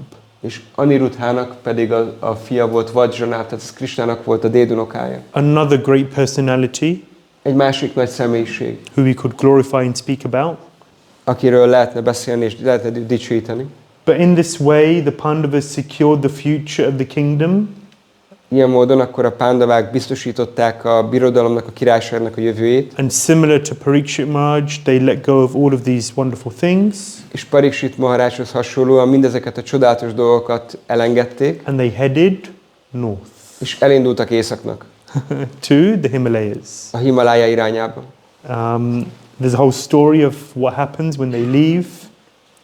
Egy teljes történet van, hogy mi történik, amikor mennek. And if we had more time, then we would talk about it. És hogyha lenne több időnk, akkor elmesélnénk. But we don't, so we won't. De mivel nincs több időnk, ezért nem megyünk bele. We'll leave that to your readings. Ezt el tudjátok olvasni. But dedication to the Lord. Az Úr iránti odaadás. A few days ago, it was Srila Shiva Maharaj's appearance day. Néhány nappal korábban volt Srila Shivaram Swami Maharajnak a megjelenési napja. And I received many pictures and videos, and it was almost like I was there. Almost like I was there. És nagyon sok videót és fényképet kaptam, majdnem, mint hogyha ott lettem volna. And there was one video which really touched me. Volt egy videó, ami nagyon megérintett. They were visiting one temple. Éppen egy templomot látogattak meg. And there was an old man, and he was sitting there in the temple in front of the deities, just reading from Shastra. És ott volt egy ilyen idős személy, aki ott ült a murtik előtt, és csak olvasta a Szentírást. Just sitting there, it was in Sanskrit, I didn't understand much, but he was just reading, and it was quite fast, just reading for the pleasure of the deities. Szanszkritul volt, szóval nem értettem, hogy mit mondott, de ott volt, és egész gyorsan akkor így olvasta föl a szanszkrit Szentírást a murtiknak. Simple man, Egyszerű ember, simple clothes, egyszerű ruhában, simple life. egyszerű élet. Just glorifying Krishna, Csak dicsőítette Krishnát. thinking of Krishna, Krishnára gondolt. connecting with Shastra, Kapcsolódott a sásztrával. for the pleasure of Krishna. Krishna örömére. And you go to the dhams and you see so many people who are like that. És az ember elmegy a dámba, akkor annyi ilyen embert lát. They just dedicate their lives, body, mind, words, just glorifying Krishna, nothing else. Az egész életüket annak szentelik, a szavaikat, a tetteiket, hogy Krishnát dicsőítsék, semmi más nem csinálnak. Prabhupada gave us a mission to perform here in the West. Srila Prabhupád itt nyugaton adott nekünk egy missziót, amit meg kell csinálnunk. like that we can engage our energies. Azért, hogy akkor ilyen módon az energiáinkat le tudjuk foglalni. But, just remember those people who just give up everything. And often not, when they're 70 or even 50. But young people also, 30, 25, 20. And their lives are just dedicated to serving the Lord. Csak gondolni azokra az emberekre milyen jó, akik nem csak időskorban, 70-80 évesen, hanem 20-30 évesen képesek arra, hogy mindent föladjanak, és csak az egész életüket Krishnának szenteljék. And we have to take a little bit of that mood into our own hearts and spend some time in the day where there's nothing else, just Krishna. És ebből a hangulatból meg kell ragadnunk valamennyit, be kell raknunk a szívünkbe, és minden nap legalább egy pici időt azzal kell töltenünk, hogy ebbe a hangulatba elmerülünk úgy, hogy minden mást kizárunk, és nincs más, csak Krishna. Csak Krishna, semmi más, senki más. Only Krishna, nothing else, and no one else. No one else. And this is what Bhagavatam is teaching us. És ezt tanítja nekünk a Bhāgavatam. That ultimately, this is it. Hogy végső soron erről van szó, ez a helyzet. Granth Śrīmad-Bhāgavatam ki, Shri Siddhānitāya Vijaya Gauranga ki, Tribhuvana Shri Radha Shyam Sundar ki, Srila Prabhupada ki, Nittai Gaur Premanandi, Ānanda Caitanya Prabhu ki, Gaura Bhakta Vrinda ki. We continue next week, same time, same place. Ugyanitt, ugyanekkor. Session 5. We'll be hearing more about Parikshit Maharaj and Kali Yuga. Többet fogunk hallani az 5. alkalommal Parikshit Maharajról és a Kali Yugáról. Hare Krishna.